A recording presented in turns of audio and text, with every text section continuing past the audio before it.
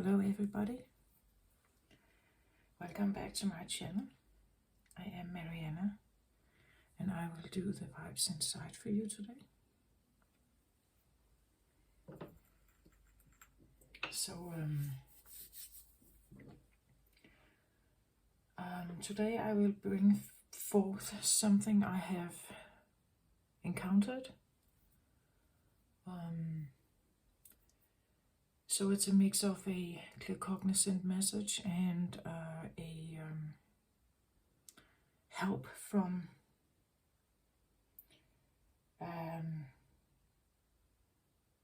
knowledge I've found online.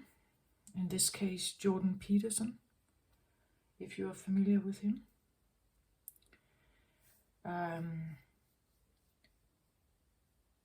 I'm bringing it because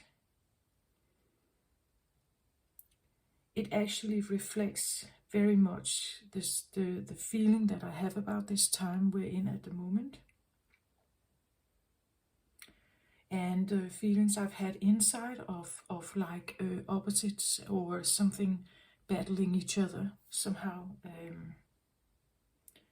And it makes sense somehow to bring it to the forefront, and then you can decipher, right, for you if it makes sense and even how you want to position yourself in with this.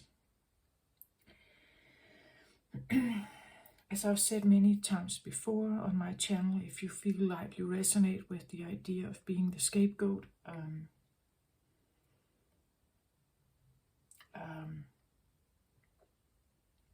then maybe this reading is for you.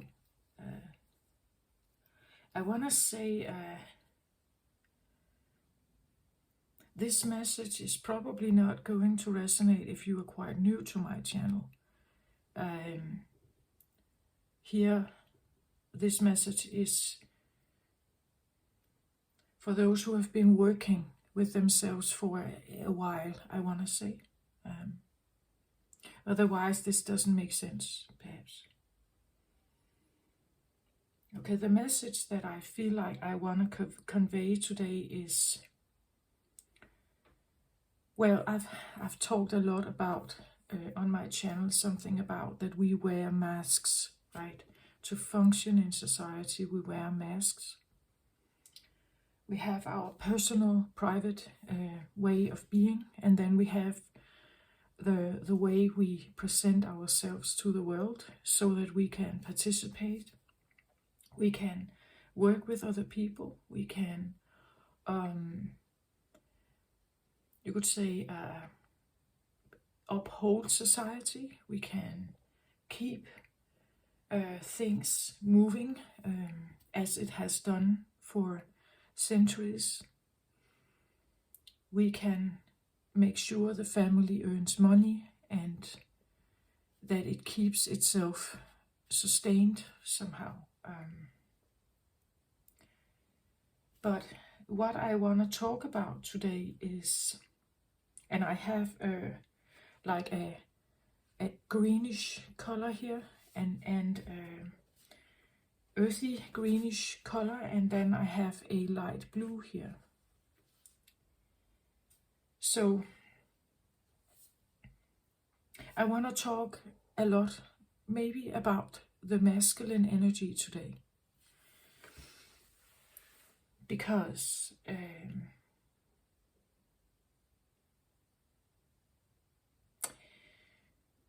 I have been, well, my channel is called The Vibes Inside. I have been on a journey where I needed to go inside to figure out stuff about myself. My true note is in the first house of Aries. And it's been a journey for me to figure out actually who I am. And I feel like I'm getting close now to figuring something out. And I'm just sharing with you what I have figured out. If you feel like it helps you, then please just like the video, right? And just take whatever resonates for you. The first how talks about existence, bare existence, like landing in a body, experiencing that. What does it mean to have a body? What does it mean to lay there and just be a baby? And what does a baby need, right? And I have been going through a lot of layers in my consciousness to realize that, yeah, maybe I didn't feel safe. Maybe I didn't get what I needed. Maybe it wasn't safe. Maybe it wasn't secure. Maybe it wasn't, I wasn't supported, and so on. And therefore I developed into the consciousness of the scapegoat, right? But now I feel like I'm getting closer to some of the cornerstones of why that even happened to me. And if that somehow resonates with you, then maybe you will find something here as well. I work through layers with about my mother. She is deceased. She doesn't live anymore. And then now, for this particular time and moment, I'm working through layers that has to do with my father.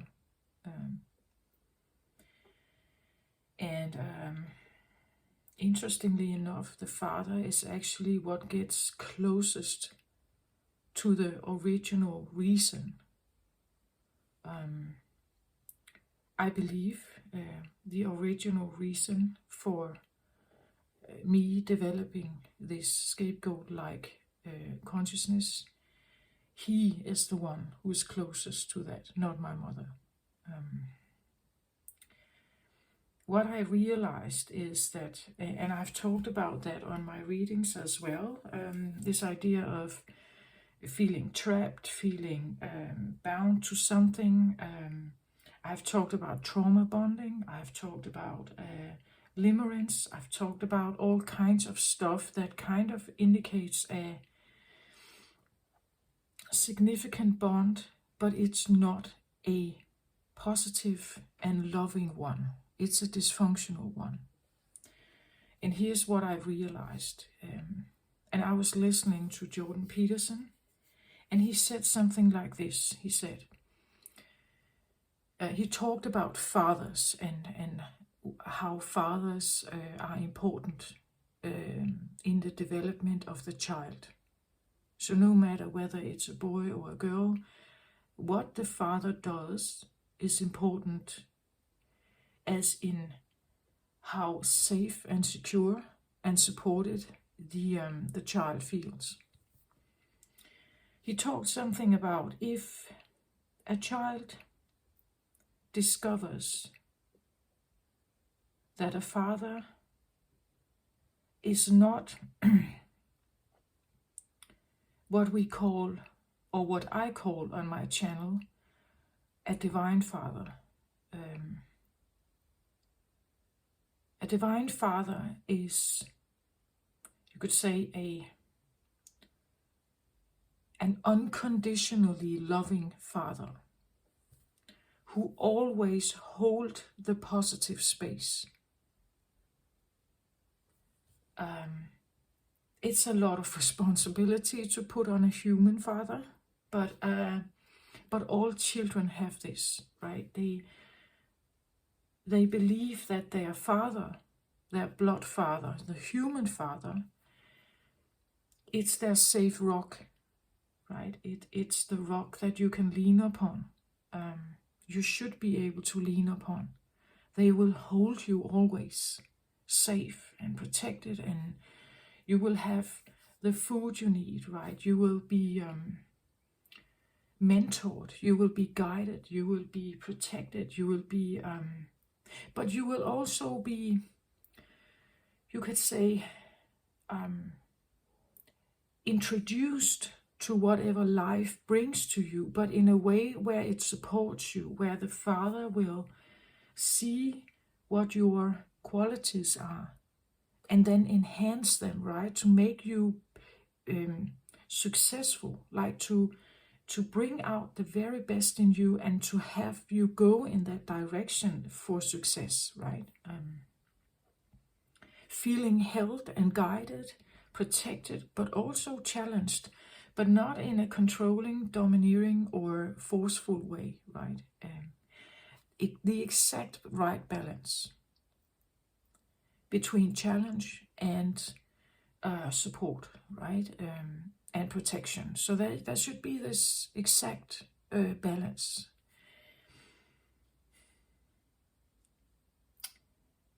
So what is it that we experience in life when we arrive as a baby?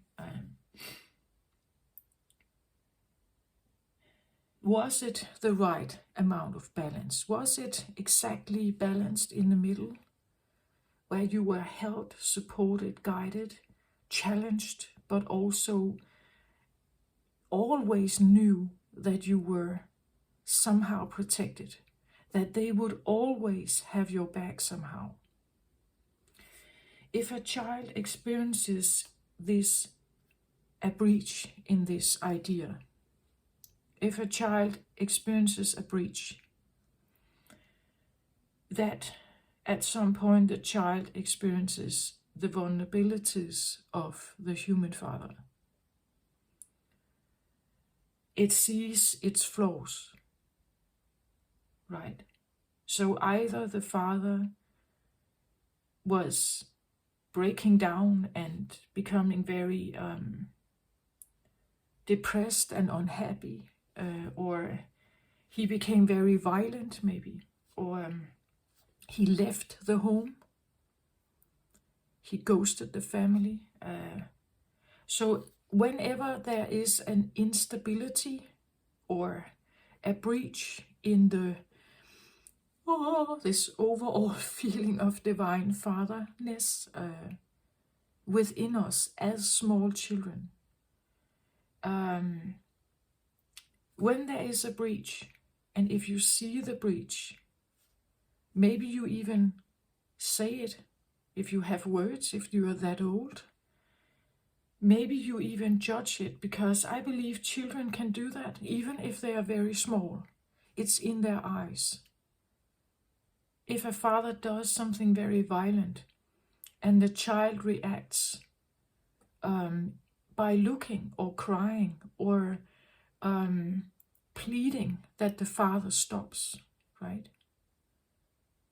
If the father is actually an accommodating father, even if he stops his endeavor and he realizes it got out of hand, that he lost himself somehow, the child can judge him, right? It's in the eyes of the children, right? And I don't know exactly what has happened in my case.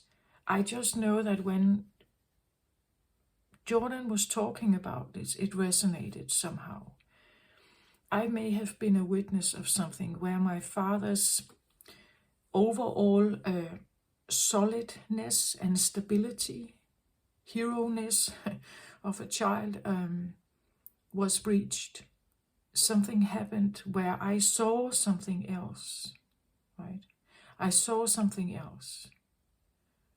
I managed to see a part of him that is not that.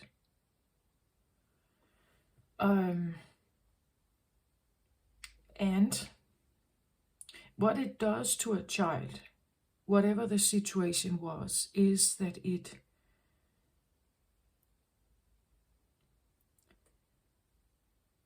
creates, I want to say, probably a fear. Because the father is supposed to be this big, solid rock. He's supposed to be strong. He's supposed to be, and in older times, it was really important that men were sound and safe and strong and solid. If the man collapses, the entire family could die because there was no money, right? If the father collapses or ghosts leaves is leaving the family behind, they are very vulnerable because they have no supporter, they have no protector, they have no nothing, all this stuff, right?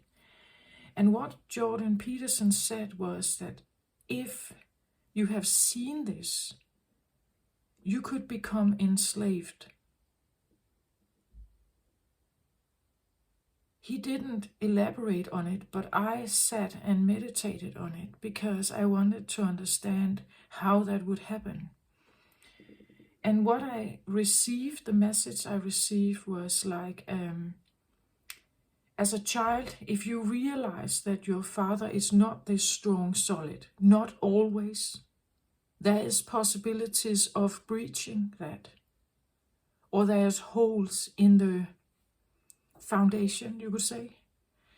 When you realize that, it becomes very important to save it, right? To keep it, uphold it, to somehow make sure that it's still there.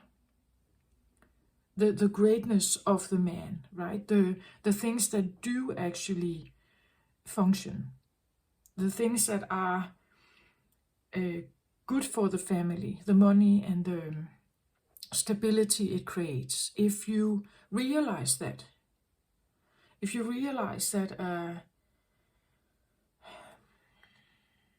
that it could potentially go very wrong, right? It could potentially die. It could potentially be the ruin of our entire family. It could be the ruin of me. If he's not here to protect me, if he's not here to protect us and take care of us, if he cannot work, if he cannot bring the stability of the money, so we have a house to live in, we have everything. If he can't be that anymore, if he collapses, what then? Especially if you go back in time where women could not just take over that job, right? They weren't even allowed to. So men have always carried a great responsibility.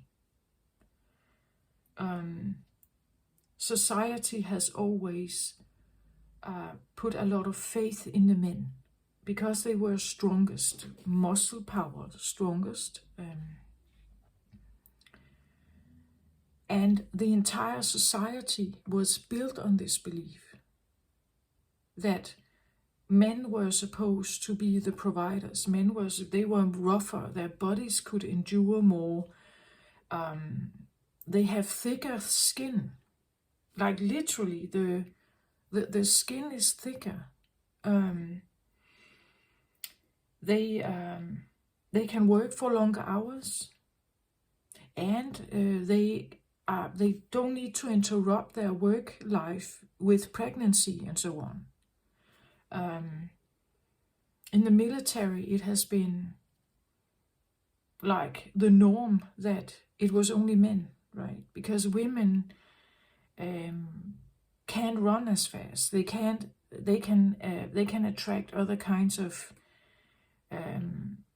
stuff in their life that is in the way of the job that a soldier needs to do. Sometimes the husband or the man needs to make a decision that is tough to make. You can't become too emotional about it, right? A very emotional soldier, that's, well, if there's an enemy and you want to make sure you survive, you have to be able to make the right decisions, or at least the decision that keeps you alive, perhaps. And sometimes it's a tough one to make. So the masculine has been asked to the men. The men have been asked to become this rock, right? The protectors, the heroes, the providers, everything. They have been asked to do that. But if you follow my readings, I've said that many times, that a masculine doesn't have to be a man. Sometimes a woman can embrace more masculine energy. We have both inside of masculine and feminine, but there is typically one side that is more dominant. So even if I have masculine energies in me, I consider myself to be more feminine in my personality, in the way I feel and intuit stuff around me. I feel energies and so on. This is more feminine. But the point is that sometimes men who actually have embraced more feminine energy, they have still been asked to do this job. Society expected this of them. Family, the survival of the family was expecting this. They needed it, right? Even if the man was extremely sensitive or very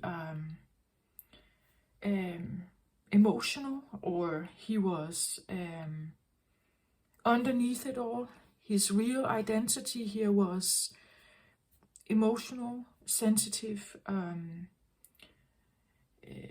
very intuitive, perhaps. Maybe he was an artist and so on, right? You know, creative and sensitive, soft, and the father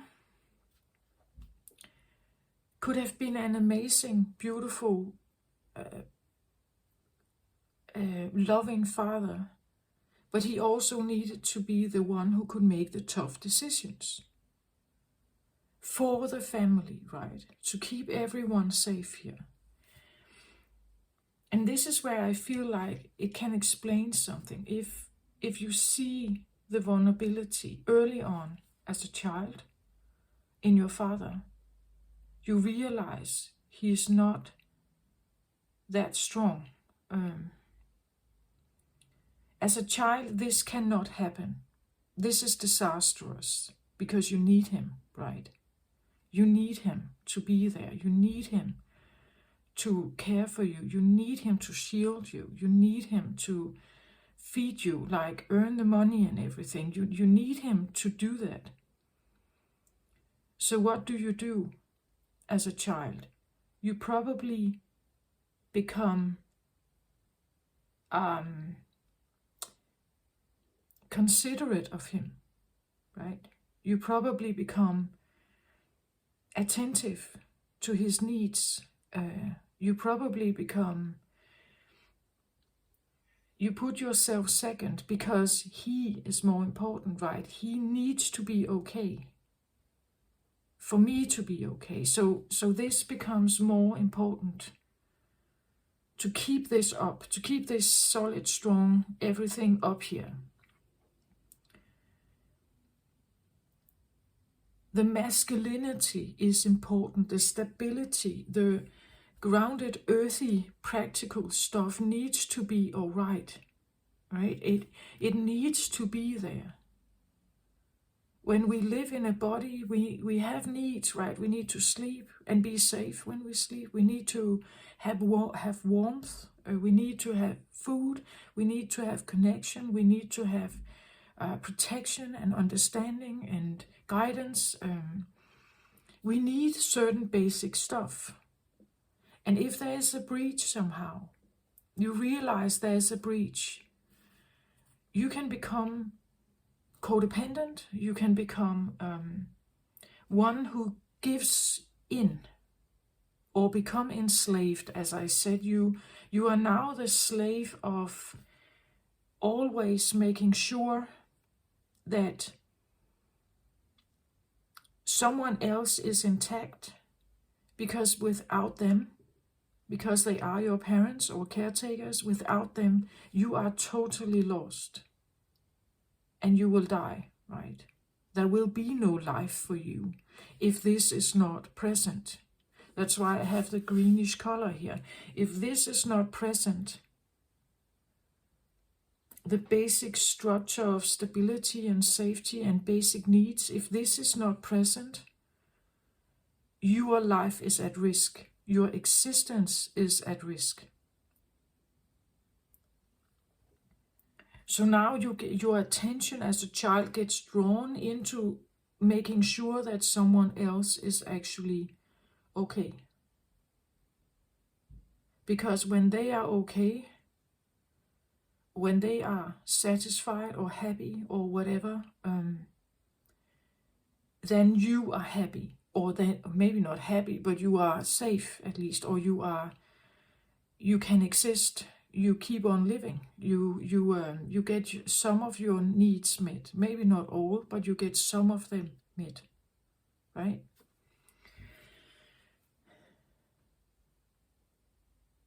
Do you get my point? This is where the scapegoat gets created, I feel like.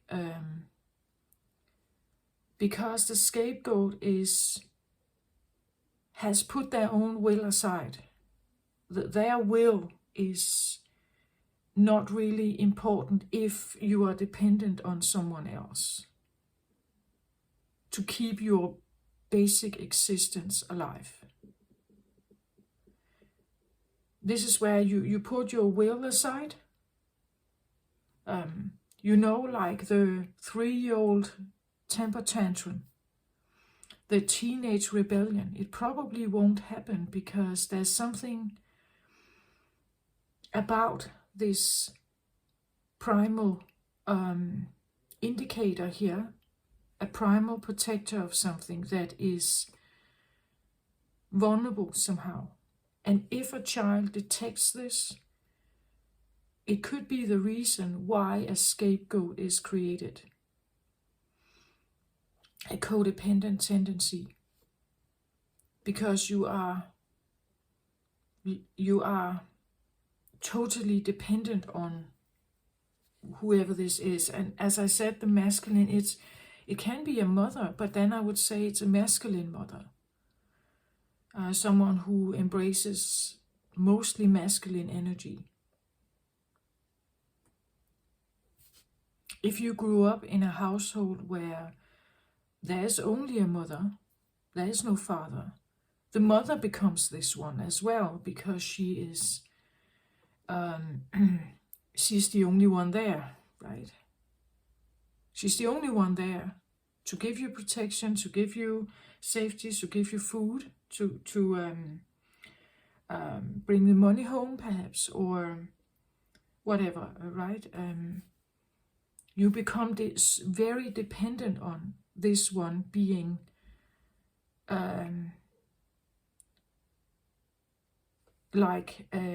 as whole as possible, or as functional as possible,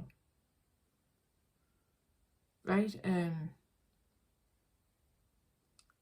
And you lower your own expectations of what you can get from this one. You know, if you have a fully new functional phone, you just bought it, and it has all the new stuff that you can find in 2022. It's a totally new one. You expect it to function. You expect it to do all the newest stuff you ever can have. But let's say you lose it, or it falls in the sea and you can't get it.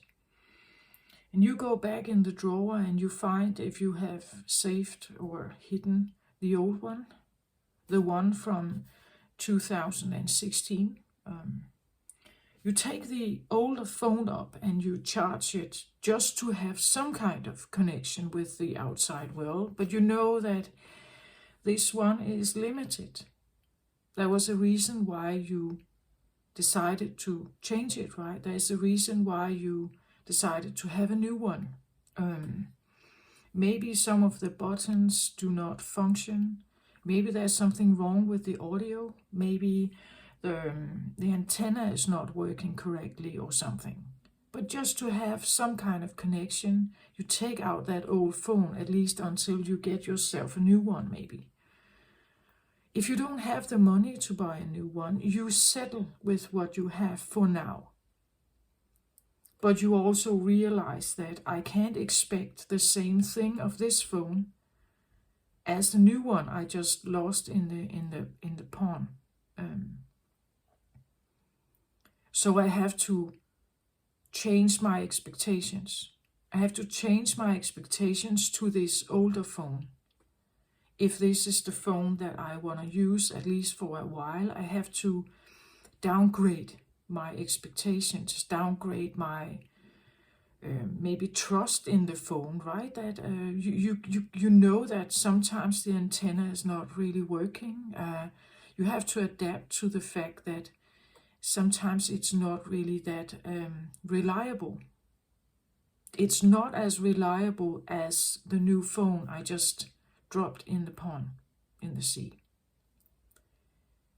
So I lower my expectations. I can't depend on, or I can't expect the same thing, right? If you have, let's say you have a relationship with someone, a good friend, you have been friends with this one for a long time, and you have developed certain realizations about this one, right? You believe you can trust in them, maybe. You believe that you can share stuff with them. You trust them in a certain way. You know that they would stand up for you, maybe, in a period of crisis or something. But then suddenly they do something that is a huge disappointment to you. And it reveals something about them that you never thought was possible.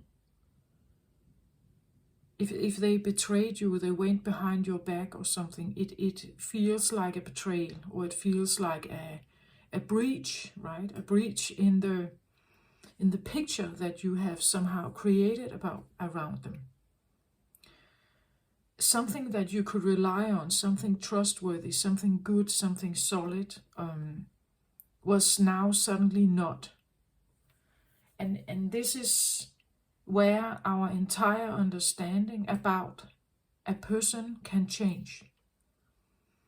Now your expectations with this person is not the same. It can be because you had this one encounter. One is enough, right? Just one is enough.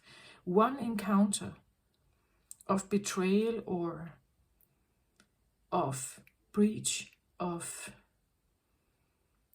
disappointment, like deep disappointment, not just they didn't show up at 2 o'clock, they came at 2:30. It's not like that. This is more, right? It's something that is fundamentally showing you something about this person that is maybe of the opposite of what you had expected of them.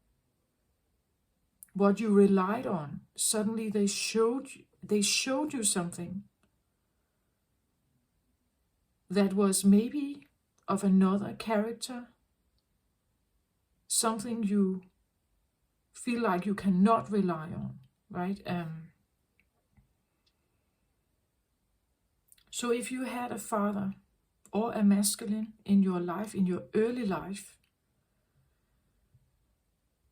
where a child that is born, scientists, psychology means that it has this rather, we could say, omnipotent existence. It feels, when it is well attended to, it feels very satisfied in its own little world. It's satisfied in the body because its needs are met. Everything is good there. A baby is not critical of its body, right? It's not critical of its parents. There is this element of expecting that the things that I need, that it comes to me somehow.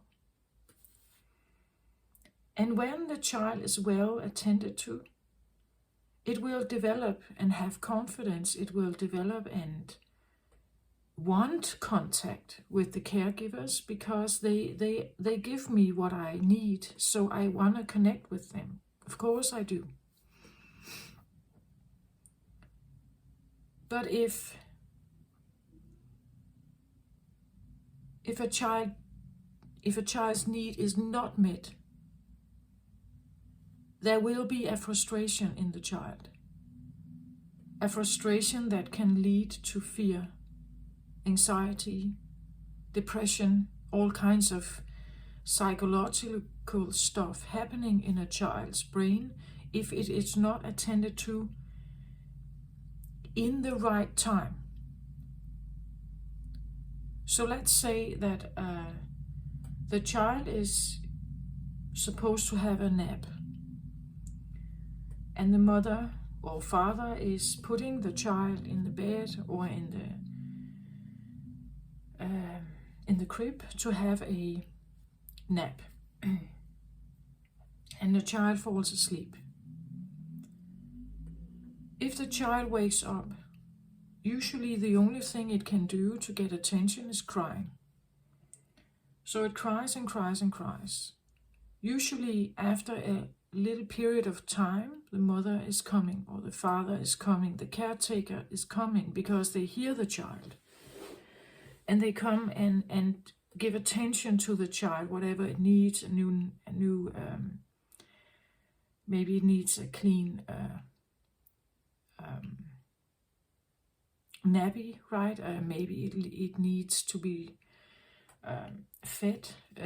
Maybe it just needs the feeling of being protected, maybe. So it wants contact. And then the child will settle down again. Usually it will become more content and maybe fall asleep again. But if the child is crying and crying and crying and crying and crying and nobody's coming, what happens then for this child? Well, we can guess about it, right? But for a child that usually is quite omnipotent, meaning that it has this inner feeling that everything is just as it's supposed to be. That's the sense of oneness. Spirituality also talks about that. The children come from oneness, right? They come from within the womb where everything is accessible at all times. And if it has been a mother who was very balanced, it probably came into the world with a feeling of balance. And whenever it feels imbalance, so it needs food, it needs attention, it needs to be changed, it needs to be fed, it will give alarm, right? It will ask for something. And if it doesn't receive it, if the child is crying for hours here, eventually, this is known from the Russian asylums for children who have no parents, or Eastern Europe. At least I've seen some videos of the children who are not attended to in the right time. What happens to them?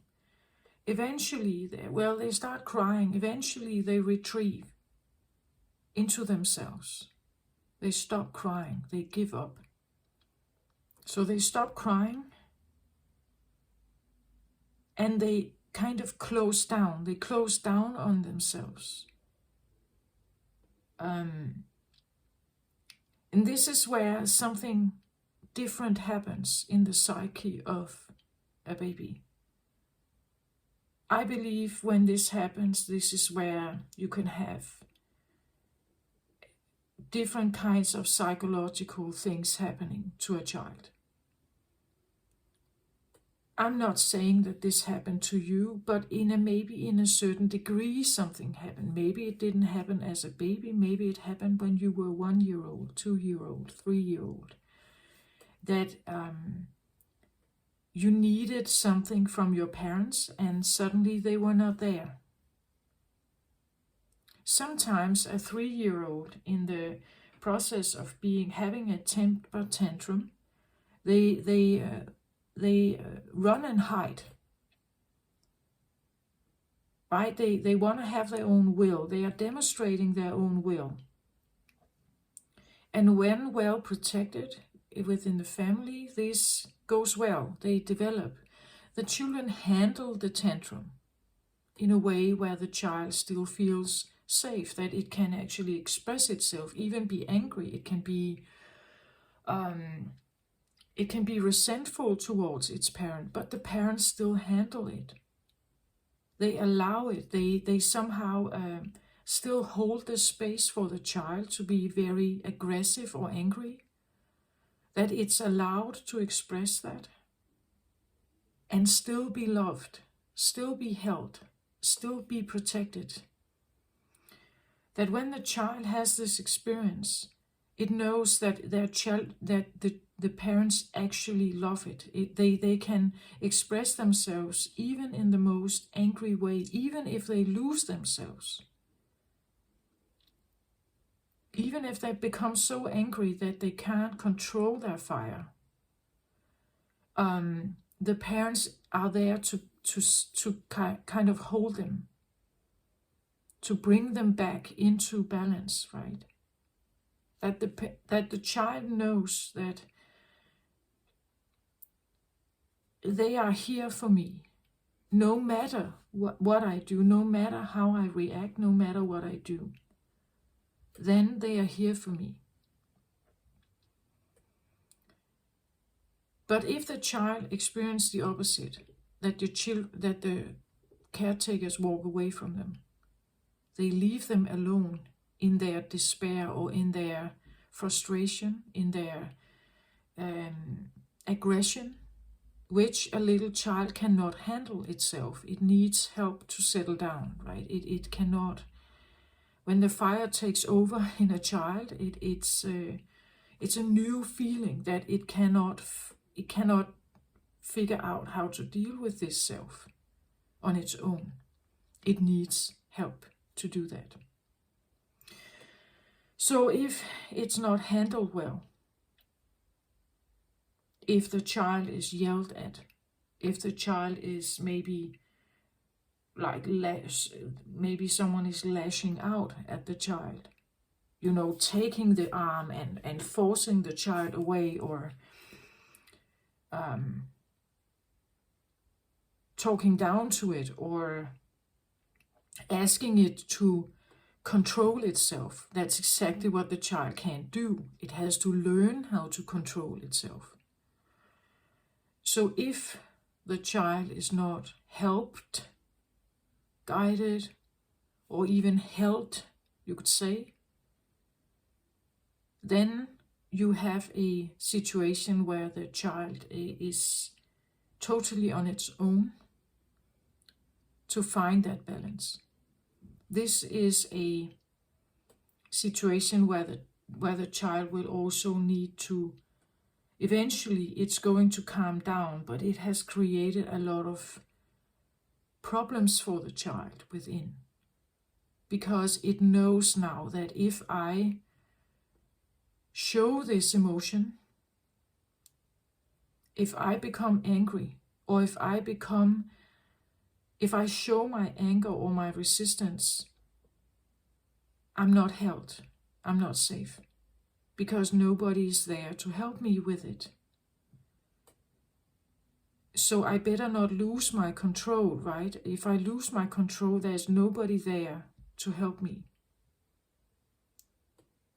Or at least I can't rely on it, right? As the phone, I can't rely on it. So now I have to lower my expectations to these circumstances, to these caretakers, to my parents. I have to lower my expectations and become my own parent. meaning that you grow up too early. Now you have to become responsible too quickly. So there's too much of a responsibility put on your own behavioral beingness too much too soon or too early on. To get my point, it's like when you realize the breach, when you realize I've pushed my parents too far, they are no longer here. I've said something, done something, screamed too much or something. And they left, or they are not there. They went away, or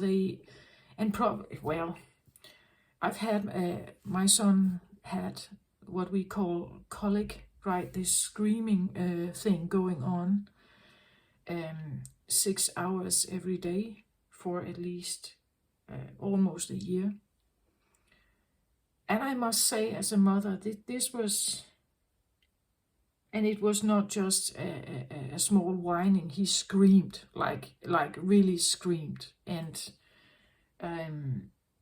it was very loud, and I had a difficult time with that. I developed a depression, and of course that didn't help at all.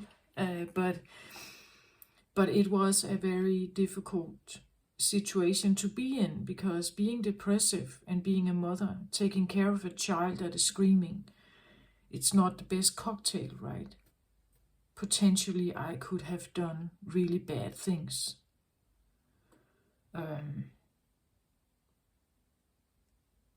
I was put on pills. I have a very vague experience about the first half year or so, about the first half year of my son's existence. I had this very vague, blurred understanding about, and my caretaker role was probably, as a mother, absolutely not the best. I tried my very best. I have an education as a children's caretaker, so I know what the first primal attachment for a child, how important that is, and not being able to provide that for my own son, that was devastating. It was terrible. But I knew how important it was to be there. I knew how important it was to make the right choices. If I should have taken care of myself, I probably should have left. If I should take care of him, I should definitely stay. So there was opposition in me, right? But the point I want to share about this is that if you feel like you are a scapegoat, it was probably not your fault. You realize something. Something happened. Scapegoats usually feel like they are punished, like they especially if there have been more siblings. One have been maybe been favored, and you were the scapegoat. You were the one who received more punishment. Or in my case, it was something like I developed some kind of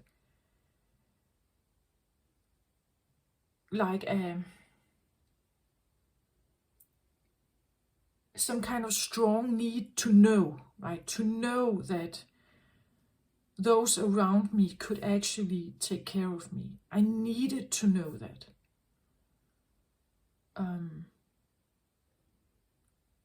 And if I wasn't sure about it, then I had to make sure that they could do the job. And to do that, it means that I had to put my own will aside. I had to become very attentive to their needs. to make sure they were all right, and therefore my own needs were kind of like shoved to the side somehow. They became second or third, right? They became less important because this was more important for me. If this doesn't function, I will not exist anyway, right? I will not be able to survive. I need this to be all right. And this is where the scapegoat is created, I believe. This is where you become enslaved to the fact that something else needs to be intact for you to be able to relax. So you are dependent on someone else's stability. You're dependent on someone else's health, work ability. You are at least, or even to the point that you become dependent on someone else shining. Because when they shine, when they are the best, on the top of the game here, then you are safe, right? This can be really obsessive. I believe as a child I was extremely obsessive about the state of mind of my parents, my mother and my father, right? It was very important for me to make sure they were, their state of mind, their state of beingness, their state of health had to be good. And therefore I had to comply. I needed to do the very best I could to support this. Even if it meant that I had to sit in my room alone, not saying a word, not making a sound, not, like, almost not exist, right? Even if I had to make myself invisible for someone else to have like a better day, I would prepare to do that, because in the long run I still needed them to feed me. I still needed them to take care of me. So you see the point of this? Like, I hope this makes sense, that if we early on in life experience problems,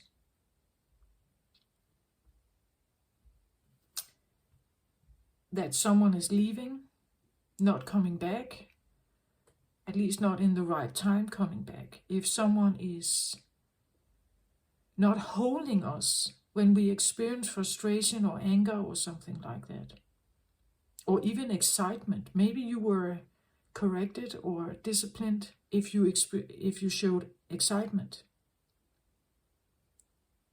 You couldn't feel happy if someone was feeling miserable over here.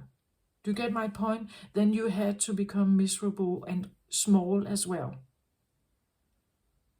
So there is something about this going on where there is a dependency, and the dependency is vital for your existence or for some kind of well-being. Upholding some kind of existence and well-being for you as well, it's important to keep this up to date or in the best shape possible.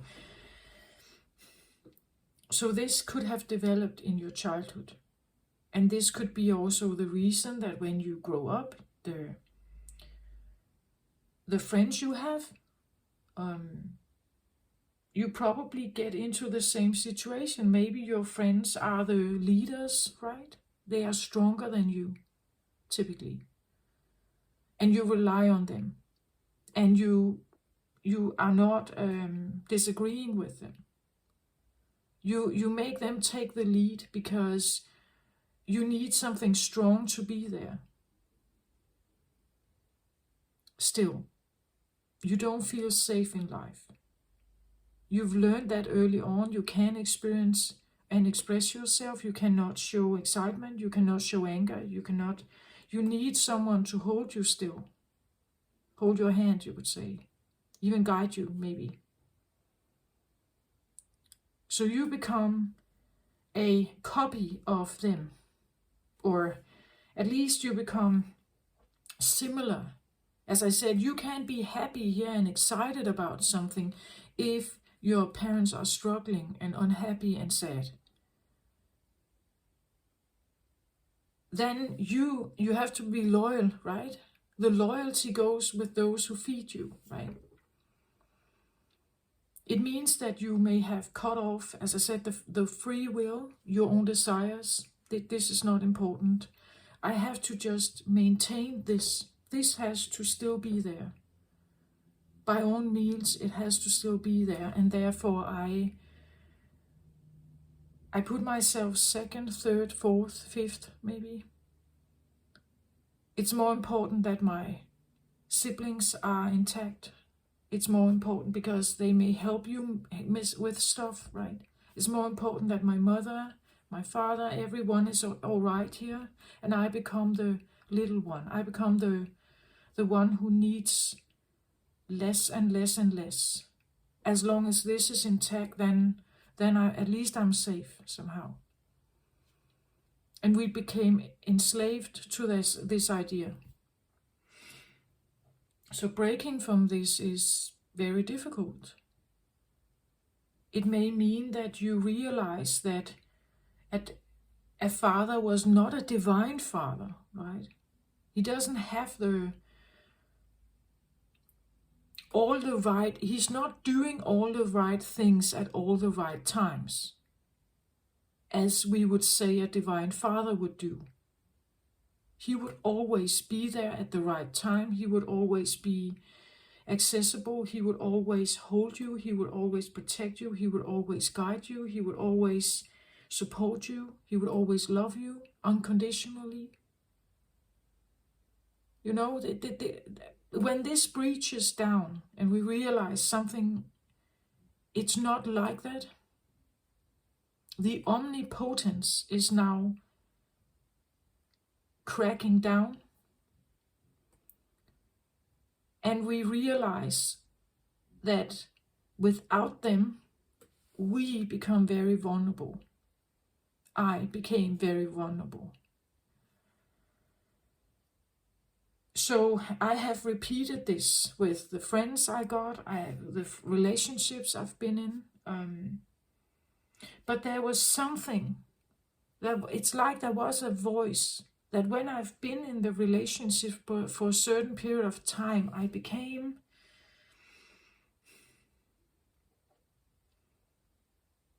uneasy. And I couldn't figure out why, because in my marriage, for instance, my ex-husband, he was a very resourceful man. He is a very resourceful man. But I also knew something about his childhood. I knew something about his father and so on. So I knew there was a sense of instability still. This was very unconscious for me at that point in time. And over time, I just developed this unease somehow, an unease in this relationship. Because he was there and he was somehow solid, he was somehow strong, he was somehow dependable, he was that. But there was still something that felt off. And I became more and more, I disengaged more and more, and eventually we got divorced. But I couldn't put a finger on it. I couldn't, even when I was divorced, I couldn't put a finger exactly on why I felt so discontent, why I felt so that something was off here. And I think now I know, right? It's because I had to put or at least I developed into that wife, the wife that supported him before myself. I supported his hobbies, his friends, his everything before myself. I did that. I became that wife. to the point that eventually I couldn't really, I didn't know who I was. It became all like a mask of something, to uphold something here. It became so important to do that. Then our son came along, and now I suddenly had to be that mother, right?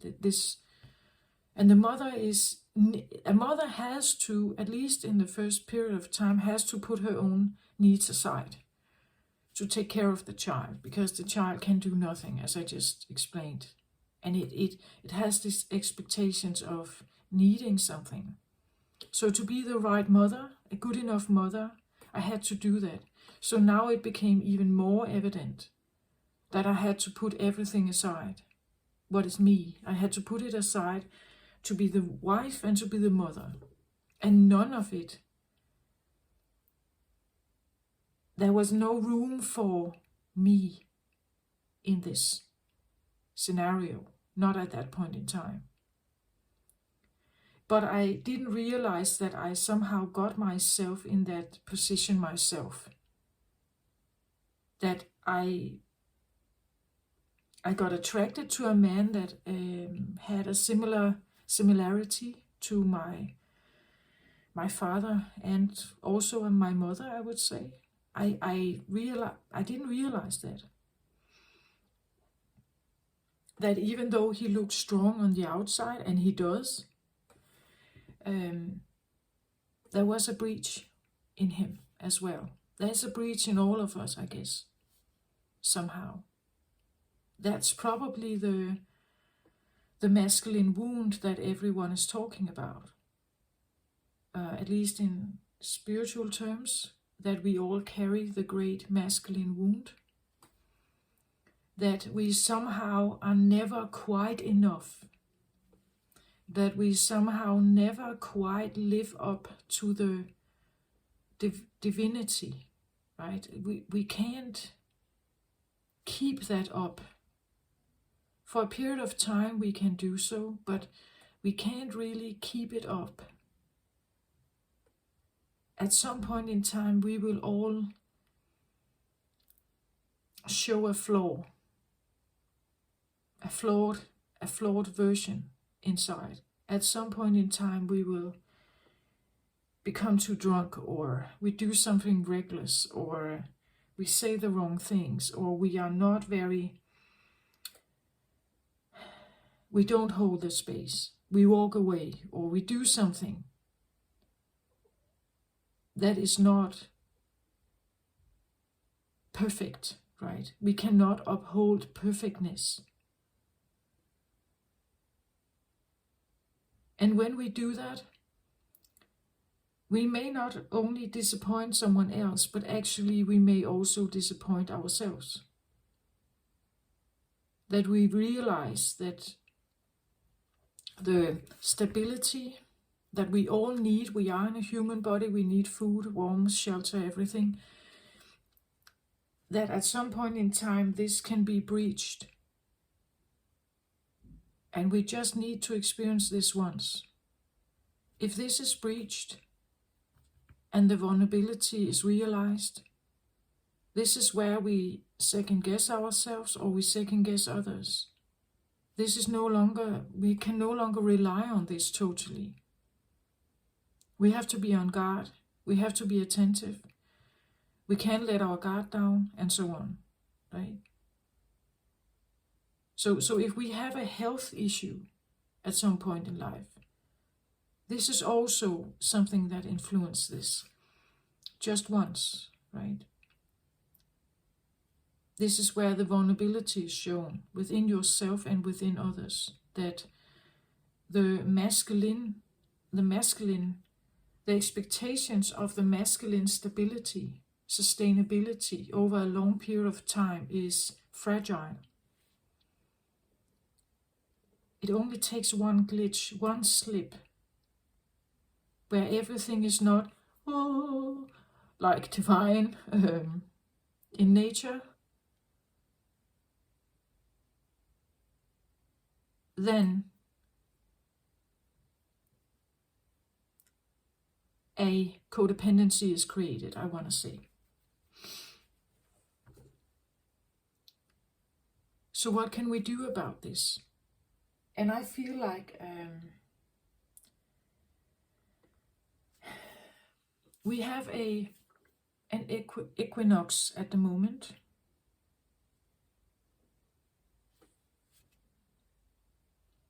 Just before the new moon in Libra. Libra is all about balance, right? So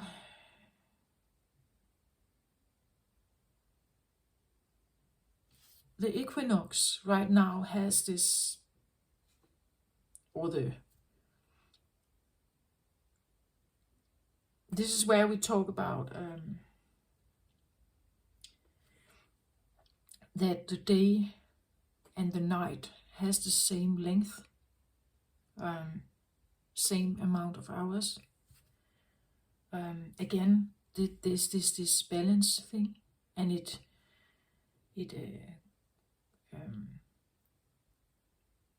it's almost happening on the same date as the new moon in Libra, which is also about balancing. So, and we just had the Pisces full moon, which is about letting go of something, rebirth, death and rebirth. So there is something here. This time right now is very potent for figuring out how to balance something in your life in a different way than it may have been before. Seeking a different balance. Not too much too early, not too little too late, right?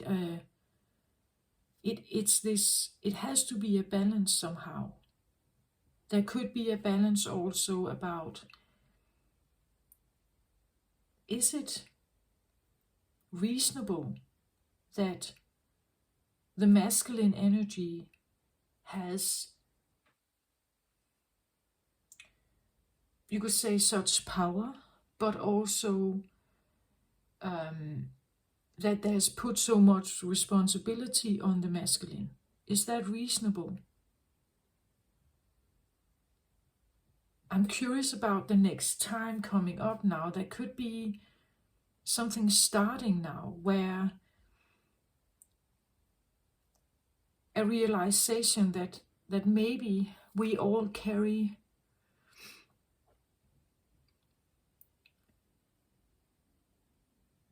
a lot of, we expect a lot of the masculine energy, no matter who does it. Like the masculine energy is about the caretaker role, right? It's the like sustainability of life, bodily life, matter life. We need money, matter. We need food, matter. We need a bed to sleep in, matter. We need a house, a shelter, matter. We need a warmth, so we need firewood, maybe, right? Matter. We need emotional support and so on. This is not matter. This is something else, right?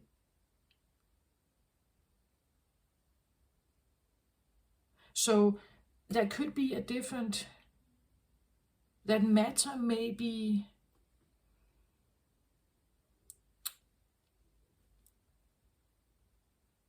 well, we live in a world that is very consumer oriented. There's always new stuff on the market, always new fashion, always new shoes, always new cars, always new something. There's a consumerism that is expecting and attracting that new should come, and I buy it with my money, right? Maybe this is a starting phase of balancing some of this, because consumerism and new items needs money, right? You need money to buy it. So you have to work more. Working is also masculine. So you work to buy, to have something. But maybe you could have, maybe not less, but have quality, that the stuff you really choose needs to be of a certain quality. You work to buy that and not everything else. You know, maybe you don't need a 3 floor house to live in. Maybe you can live and be very satisfied and happy with something else. Maybe you don't need 3 Mercedes, right? Or whatever. There is a materialism that also links to lack. Some people believe that if they save everything, they collect everything, they store everything, like matter, like items, right? If they store everything, they keep it, then they are safe somehow, because if I need it, I can go in my locker room and find it. But storing a lot of stuff also means that you have a lot of matter in your life. And matter is not the same as the feelings of support. It's not the same as a hug. You can't store a hug. Well, on a video camera maybe, but you can't store the hug. You can't store eye contact, right? And what that, you can't store a feeling of being connected in the here and now moment. You can't store that in your locker room. This is in the here and now, and it's esoteric, it's energetic, it's current. So if you get a lot of matter, that can bring a certain sense of stability maybe. But you cannot rely on that alone. You need something else also. And I feel like this balancing thing with the equinox and the new moon coming up in Libra in a few days, it's correlating, right? It's like it's working together here. So maybe you find that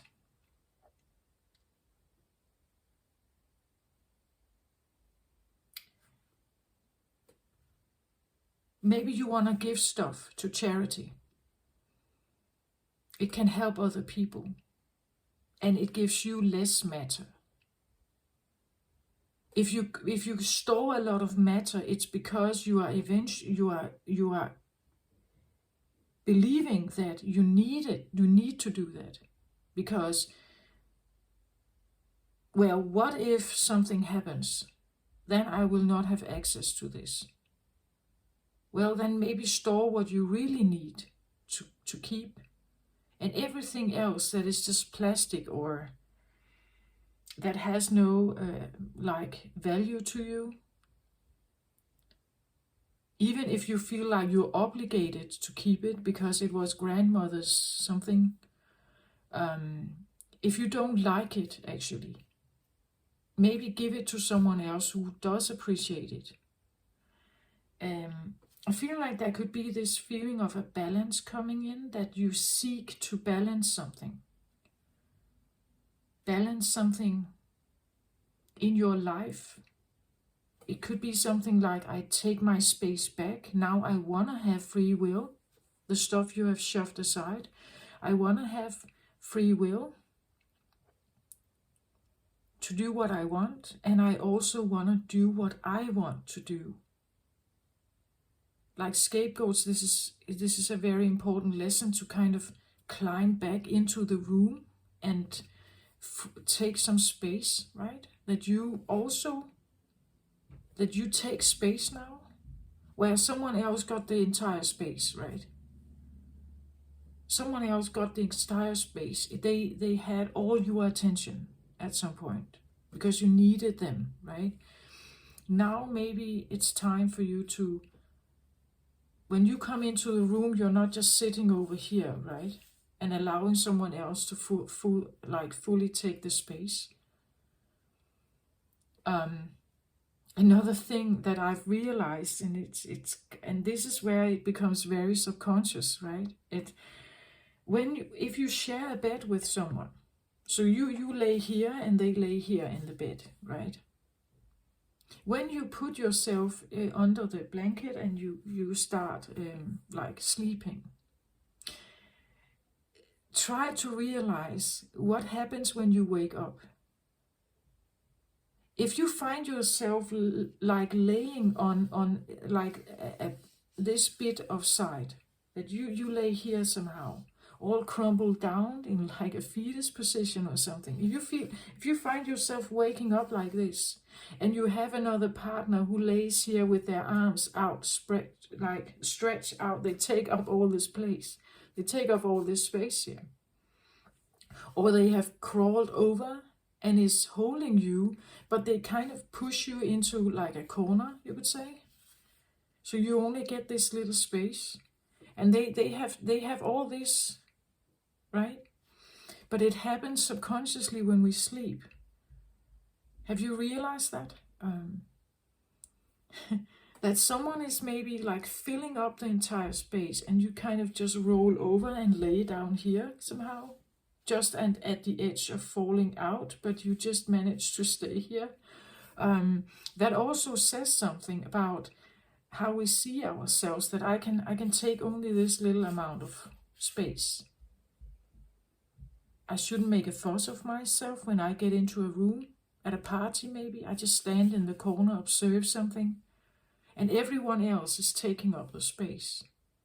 If someone is coming in here at the door and they're loud and they use a lot of like gestures and they laugh, ha ha ha, you immediately get look at them, right? They take up the room immediately. Where you stand over here and you just observe the room because this is familiar to you, this is what you know, this is what you're used to. You're used to being small, right? And stand in the corner. And someone else is filling up the entire room. And you're used to like watching them because you needed them to be all right? You needed them to be big and solid and strong and everything. This can even be you grooming like someone else to become big, right? You groom someone to become big. If you were in a relationship, did you groom someone to be bigger and stronger because you needed them to? It would make your life more safe. Maybe not happy, but more safe. Right? And then you have this balancing act. If you want to take some of the space back, if you want to, you could say, claim some of the space here back, you want to become more equal, how do you do that then? Well, you have to start thinking what you want, what you like. Maybe you have to stop grooming someone here. You have to stop grooming someone, helping or supporting or thinking for them, anticipating what they need and so on. You have to stop grooming them to take some of the space back and do what you want to do. For me, this is, well, it has been part of my journey. It still is. I'm not sure it will ever leave, that it will that it will go away. At least I believe I have to become attentive to the balance. I need to be attentive to it always somehow. But the problem is that when we have seen the breach, when we have seen the vulnerability, we may feel a pity, like we may feel sorry for them. And when you were a little child, this was not just feeling sorry, this was disastrous. This could end your existence. This is a survival thing. When you become older, you become adult, it may not be a survival thing anymore. Maybe it is, maybe it isn't. If you have your own career, if you have your own job, maybe you're no longer dependent on them in the same way. But you still need the materialism, right? Scapegoats usually develop into people that become very responsible. They make sure that they have work. They do the best they can. Usually they have secondary positions. So there is a manager, and then somewhere down the line in the hierarchy, you are there, right? But they have made sure that they have some kind of foundational basis for life.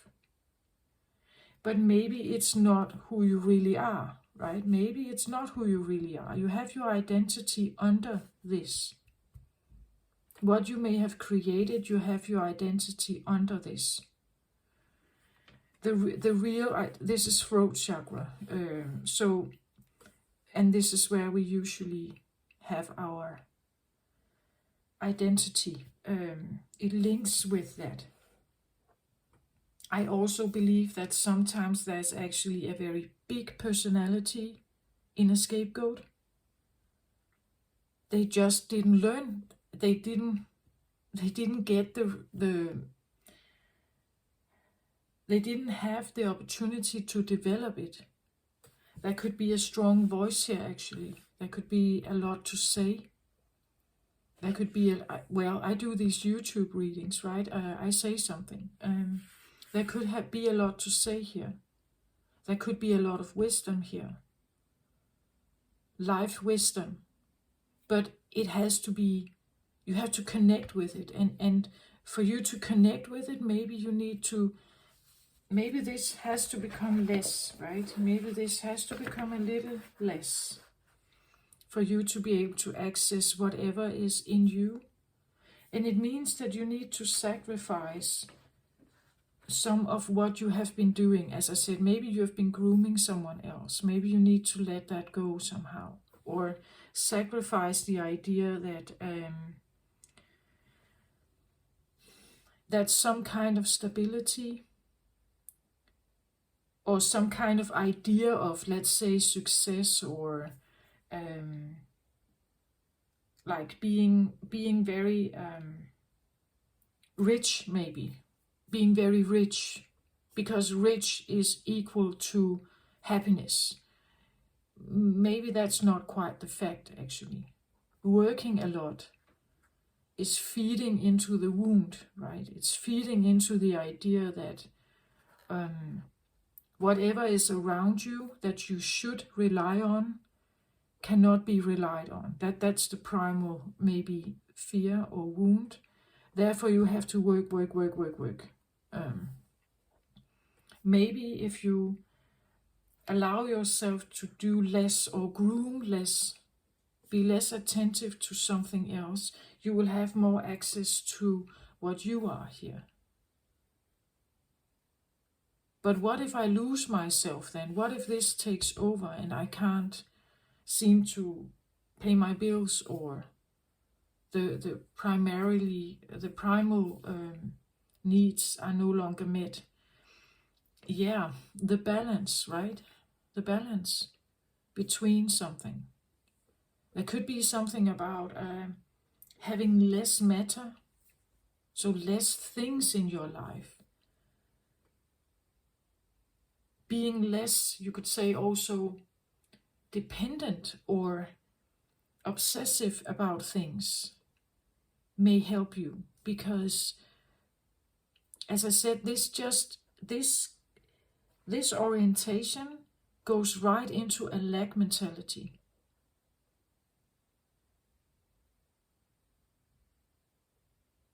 It feeds into the lack. the vulnerability. It feeds into unsafety. It feeds into the feelings of non-sustainability or death even, or something like that.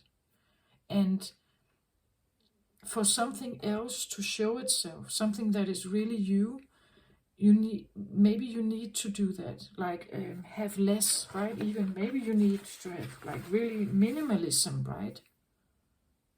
Minimalism, that you live minimalistic, maybe. If you live minimalistic, you choose things in your house, perhaps, that are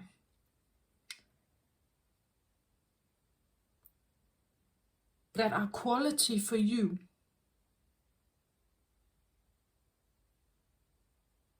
And everything you require, you think about this. You think about the functionality. You think about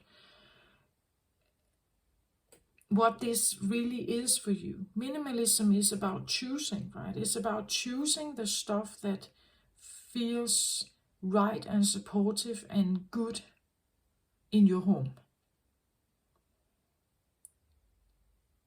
And you choose it maybe because it's quality. Maybe it's a little more expensive, but it may also last longer, right? And it's something you really want. Not just some cheap junk. You get my point? It's something about, as I said, the balance between matter. Because if you are a shopaholic, you need new stuff.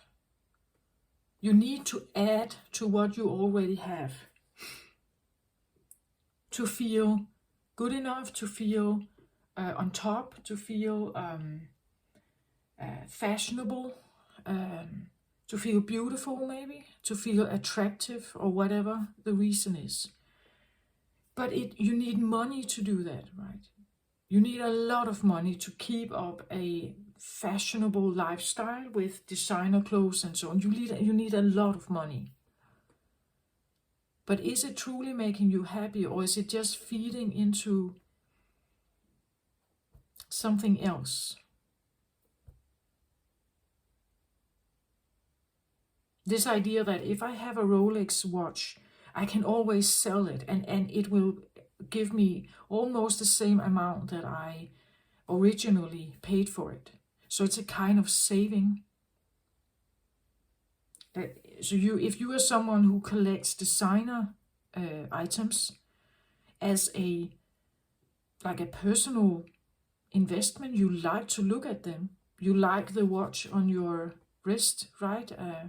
You like to show it off, but you also know that I can sell this, and then I can still get a right amount of money back from it. So it's a kind of investment or saving. Well, it's probably still a better investment than just buying a lot of cheap stuff that lays around and you don't really care about it. It's not really giving you much. But it still feeds into the idea that if I need money, I can activate this. If I need money, I can activate it. Right? So underneath the investment, there's still a feeling that potentially, if something goes wrong, I can do this.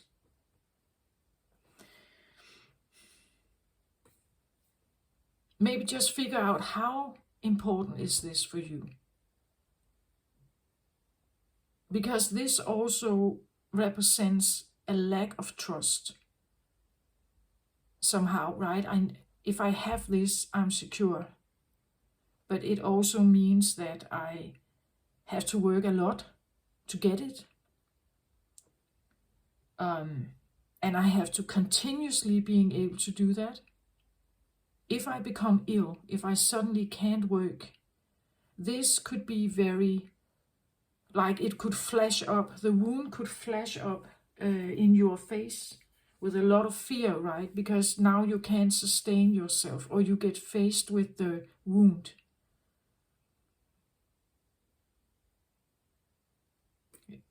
Do you get my point of this? Actually, I feel like, I'm not sure I'm taking tarot out. It feels like a message for the equinox. Like this is something where if there's suddenly a wave coming that tells us something about reducing what we are dependent on, right?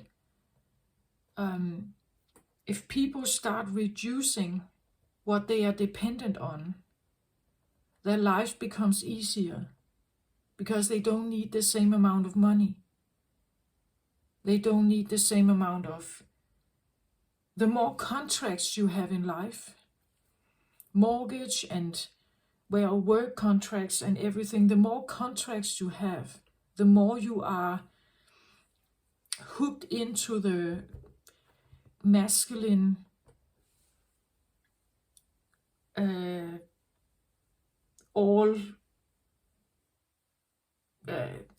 what can we say, the flow of the constant masculine achievement or production. This requires money. The more you want, it requires money. The more you need, it requires money or stability or muscle power. The more, you could say, let's say you have a lot of expensive stuff that you have invested in, art or fashion designer outfits or items. You want to keep it safe, right? So that it's not stolen, so that you don't lose it. It can be sustained even if in a house fire. Maybe you need to have a safe then, like a safe box that can sustain fire, it can sustain break-in, it can sustain water, it can sustain... So now the expensive stuff you have now needs to be protected. So now you have to buy a safe also for what you have here. But if you didn't have this in the first place, you didn't need the safe. I feel my message is something about making your life as easy as possible. Detect where you get lost in your lack.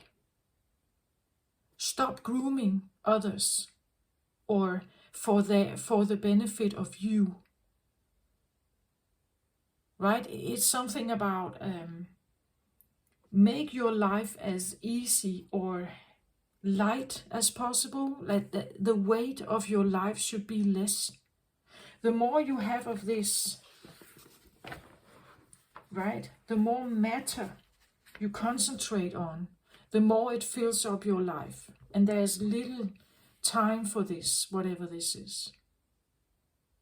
The less matter you have, the less contracts, the less news you watch, the less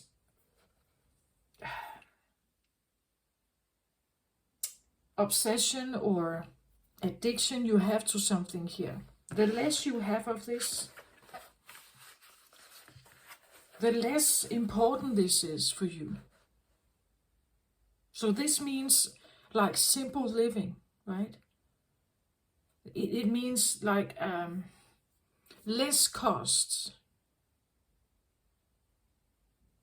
Only buy the food you really want, right? Only invest in things that really seem important to you. Then then something else is going to show itself here. That is really you.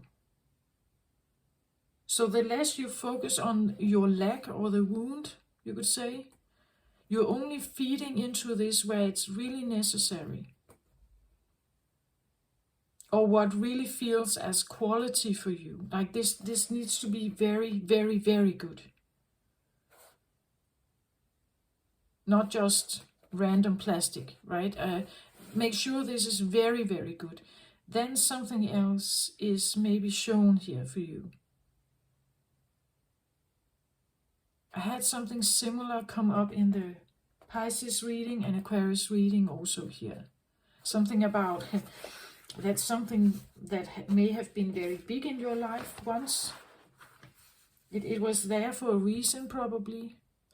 As I said, the wound could have created this need for materialism and stuff in your life, a dependency, even an obsession maybe, that this needs to be there. And I have to have a lot of it so that I'm always safe. But it covers over something here. It covers over something else. And I feel like that's probably my message for the equinox here, that it's something like realizing why it's there, why the need for this is there, but also realizing that as long as this is big, you can never figure out who you are. As long as this takes up all the space, as you did with your parents, as long as this takes up all your space, all your worries, everything here, you're feeding into lack and fear.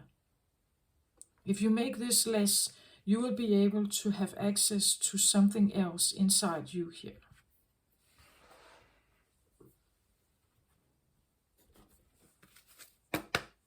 So let's have a look what that could be, right? I take the Isis here, my Isis Oracle.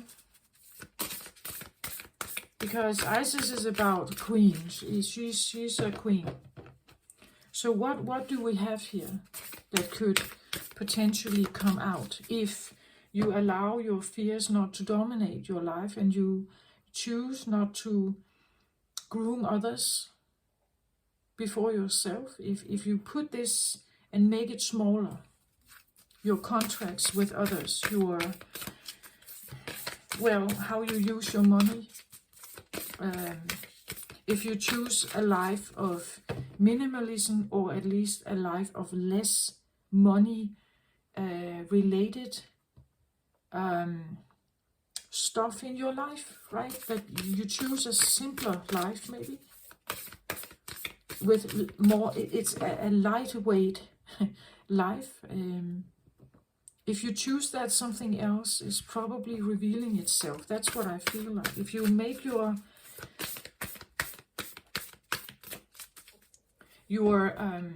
contracts with others, and these can be like written and physical, but it can also be all the invisible ones. People you hold on to for safety somehow, or connection or security, that actually are not really helping you, right? It just keeps you bound to some kind of loyalty thing or something. But if you make it less, then there's room for something else to show itself. Then your true identity may actually come to the surface. But of course you need to make sure that your contracts are less, that you are no longer dependent on the same stuff. The less dependent you can become on something here, the more room it gives for something else. This particularly speaks to those who may feel like scapegoats, or who may feel like they have been living out of some kind of fear. They have been upholding a lifestyle or a way of living, a way of perceiving the world, primarily because of fear.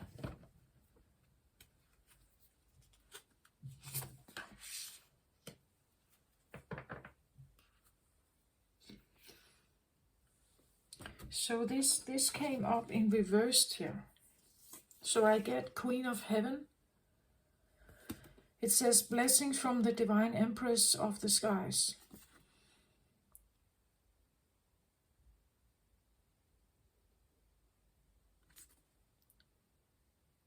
So this comes up as a queen. Well, it is about Iris, the queen, but there are masculine cards in here as well. This actually comes out as a queen. And she was reversed. So this can indicate actually what I just said, that this has developed because of something here. This has developed, like this layer over everything has developed because of something. When I see this, it could actually be a mother. It could be a breach in the mother, right? That you may have experienced once. That the mother wasn't the divine empress, right? As I said, with the divine father, or divine emperor, the divine empress or the divine mother is the same thing. That if your mother didn't care for you, she didn't give you the right aid, she didn't support you, she didn't, that could be the same thing. That this can create a masculine wound, right? Or a wound in the masculine part of us. It can create a wound in the feminine part of us. If our needs are not met by a mother, or I want to say a father, it's of the skies here, right? The divine, the divinity. If the wounds, if we feel like we have not received the right support as children, the right aid, the right, like, enough food, enough sustainability, enough safety, the more you let go of the need to have safety, you experience this, you find this, you figure out what this is, what may have happened, or you realize that a mother here may not have been providing correctly for you. She has not delivered or been up to the task, or she has not, as I said, with my own son, I realized that I got a depression.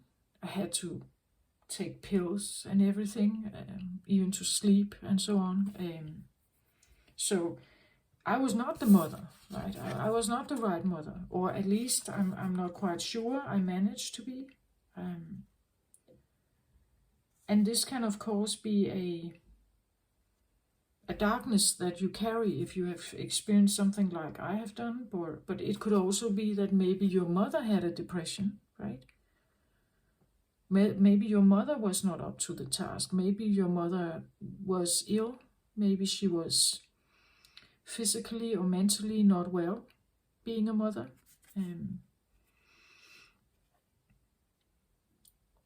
Maybe she was closed off, like her heart chakra was closed off, so you couldn't have the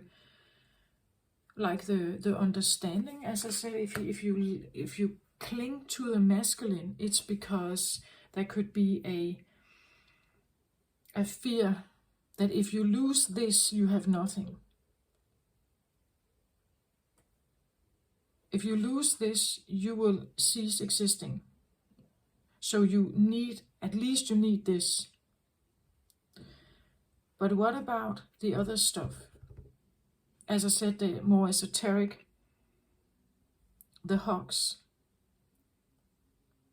the touch of a mother, perhaps, the eye contact, the understanding, the care, the warmth of a grace, like the grace of a mother, like the touch over your forehead, right? The holding hands when you need to fall asleep. This is something that is invisible. It evaporates in the air, right? But it's extremely important, and this could be it, right? That if you didn't have that, if you didn't get that, if you didn't get the support, if she didn't hold you when you had an anger a temper tantrum, she left you, right? That kind of feeling, she wasn't there to keep the right space for you, to calm you down, to help you regulate yourself. It's very important for small children. They need help to regulate themselves. If you didn't have that, she was not up to the task, right? She was not up to the task.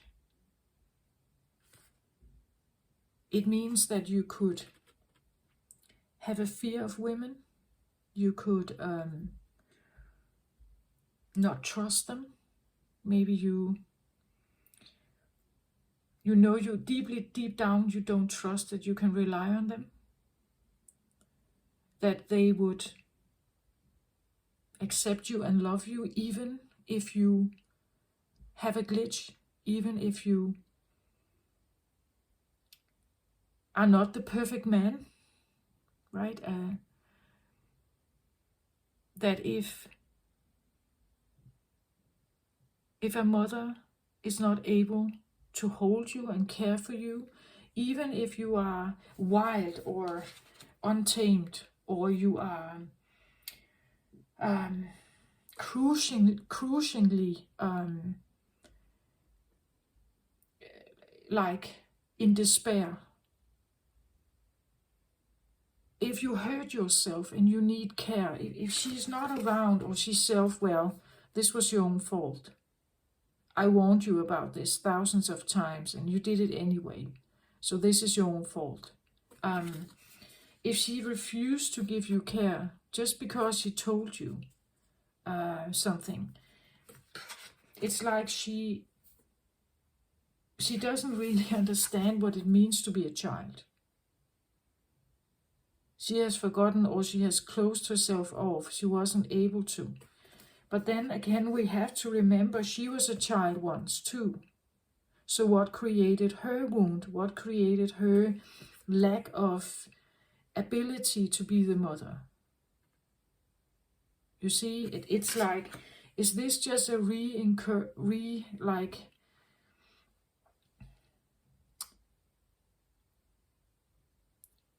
what came first?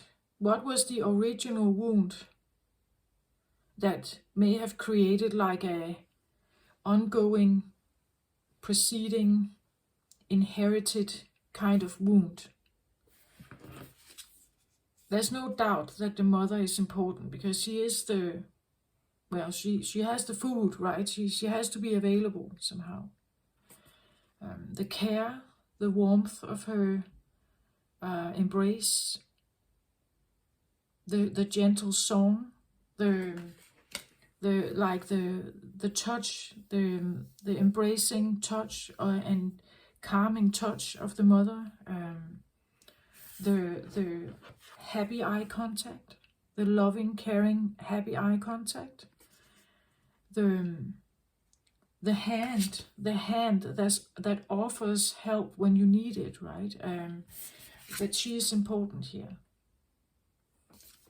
But again, she could be, as I said, men are not always masculine, right?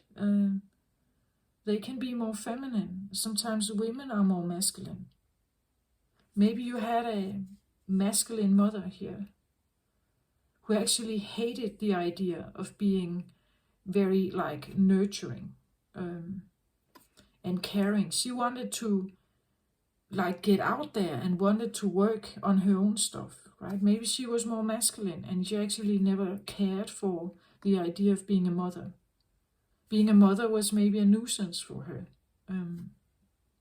But because she is in a feminine body, she's the one who gives birth to the child, it's expected of her to be the good mother, right? It's expected for her to be the good mother. Right? Tradition, society expects this of the woman. As the father has a different role, even though on the inside, they may actually embrace more of the opposite energy. So if you find yourself being in a female body, but actually being very masculine as a personality, being very active, being very oriented towards the outside world, work, career, being a manager or leader, becoming a mother puts you in a situation where you, as I said, you have to put all your own needs aside to take care of a little infant. That can be very that feels like a big sacrifice, perhaps, for a woman here who is more masculine. So again, take it how it resonates for you. Do you feel like you attract feminine men? That you need a sense of a kind of femininity in the men? If you're a woman, do you feel like you attract a sense of feminine men in you? You need the care, the warm embrace of the woman in them because you didn't have it. And at the same time, you need them to be masculine because the wound is there.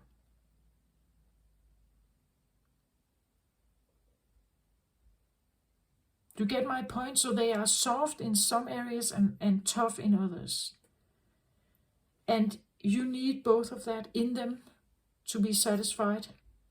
But at the same time, to uphold that idea, you have to like demeanor your own needs. To get my point, this is psychology, but I've been on the search, like an inner search to figure out why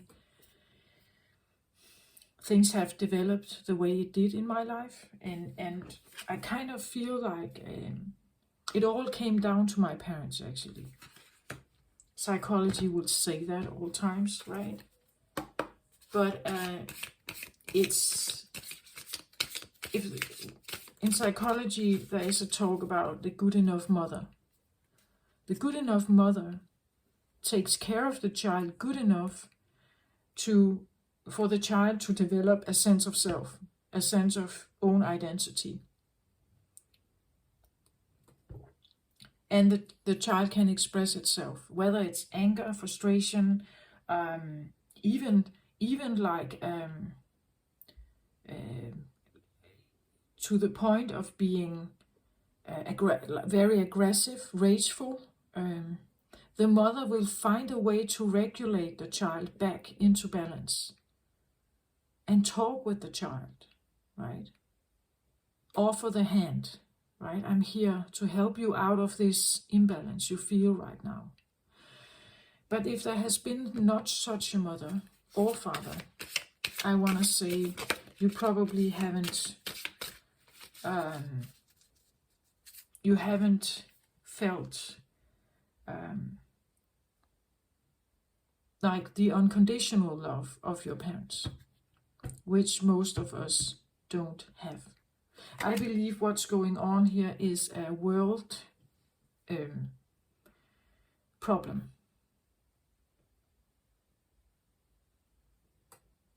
And we need more balance, right? We need to balance ourselves out.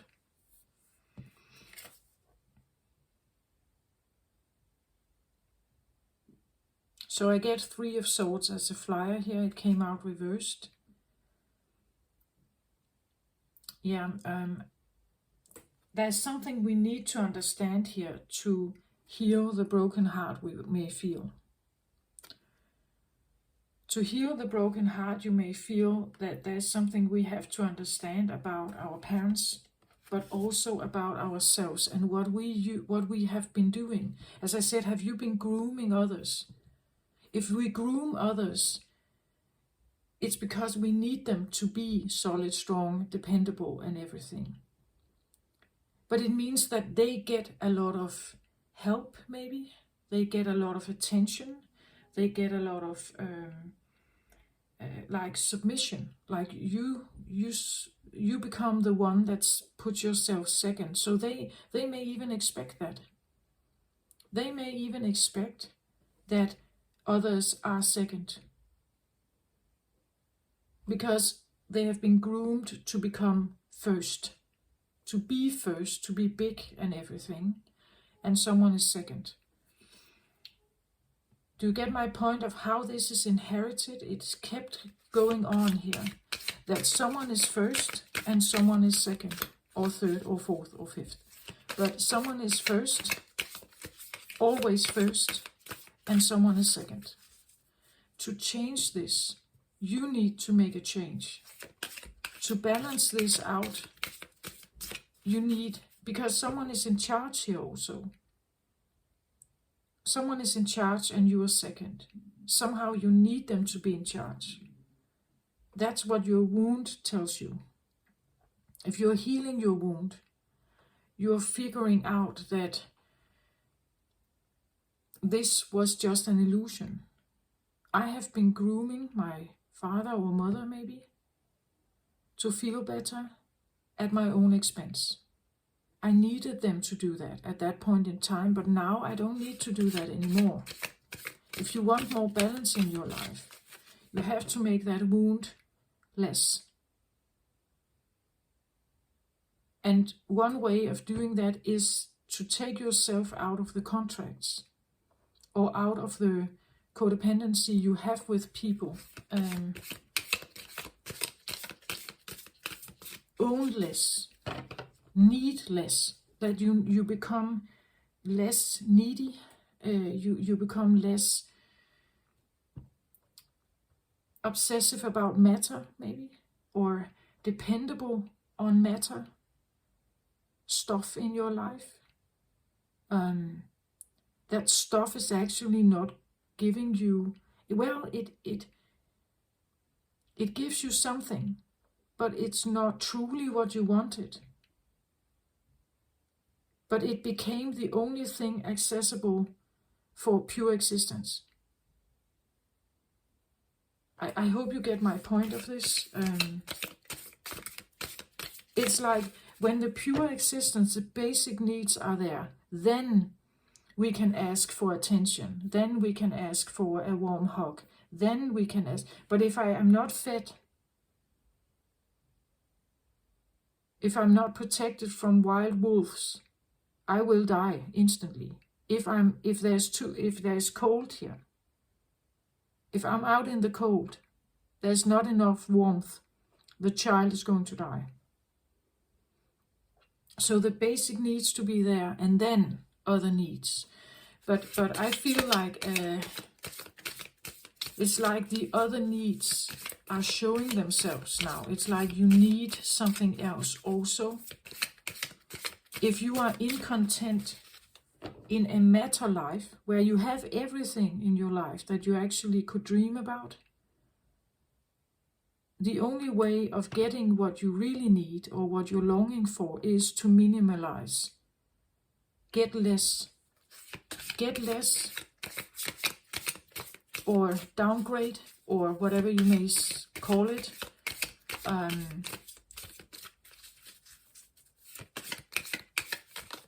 If you live in a two-room apartment and you have a lot of stuff, it's almost like the more you put into the apartment, the less air.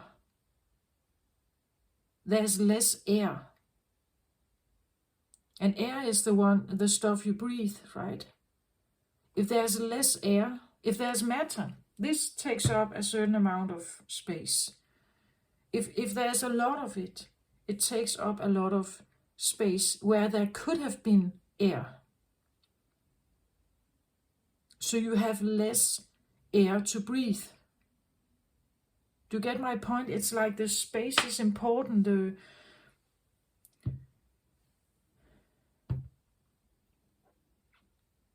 If you walk outside, you look at a tree. The tree is just like swaying back and forth in the wind. Let's say that there was no wind. Let's say there was no space. that the tree is now so big that it takes up the entire sky. There would be less wind. There would be less possibility of sunlight getting to the earth. There would be less movement because there's less space, less air, less. If the tree is so big that it's shielding the sky, it's taking up all this, everything, you will not be able to breathe.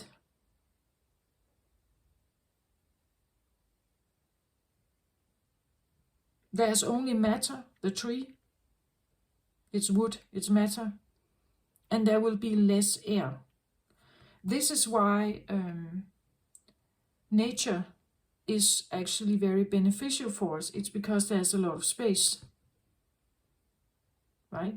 There's a lot of air, there's a lot of oxygen.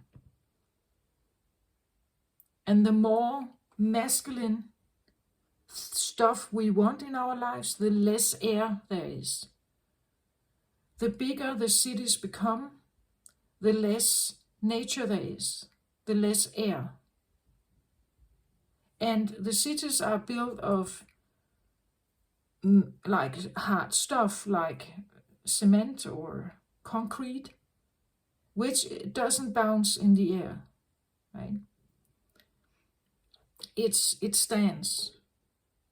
It's supposed to be solid. We want it to be solid. We want to be safe in it. When we live in it, we want to be safe in it. But the more we build, the more we acquire of matter, the less air, the less space you have, the less oxygen there is. Do you get my point? I hope you get my point. Anyway, let's have a look at this. If you become less dependable on this, we could even say that this talks about work or being in the city, living in the city where everything is very dense. That's also a thing about matter. It's dense, it's heavy. Where this could talk about something more light, ability to breathe freely, the ability of being more free, less work hours maybe, and less free time. I don't know, but there could be something about maybe a starting phase where humanity is waking up to the fact that there has been an imbalance here, that we need more space, we need more nature, we need more biodiversity, right? We need oxygen, and maybe even allowing to have less matter. For those of you who are on a spiritual journey and have been it for a long time, this could even talk about a light body as opposed to the more human dense body.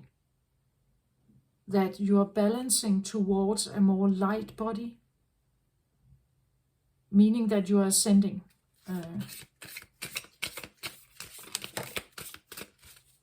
Another card, I get the Judgment.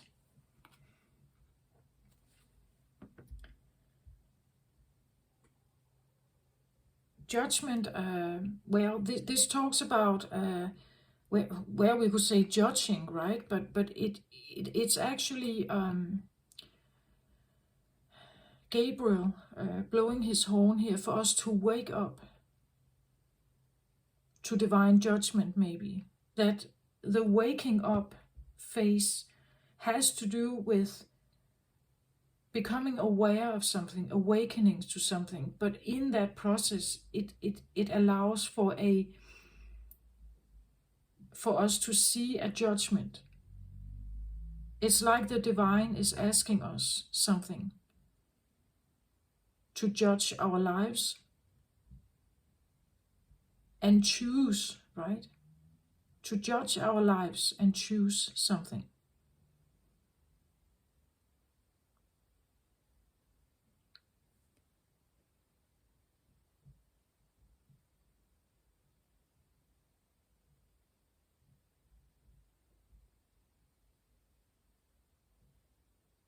I see them almost as the small humans here. I see them as when he is blowing his horn, it's almost like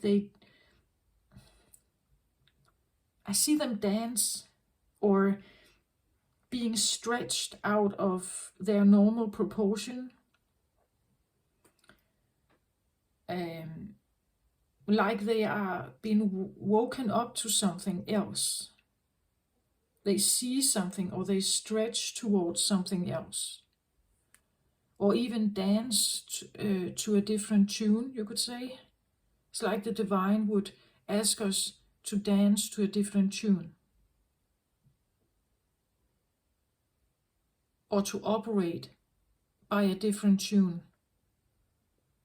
And here again, I want to say a balancing act, right? That you become aware that you are in charge of the balancing act in your life. So what you choose here and what you choose here is all up to you.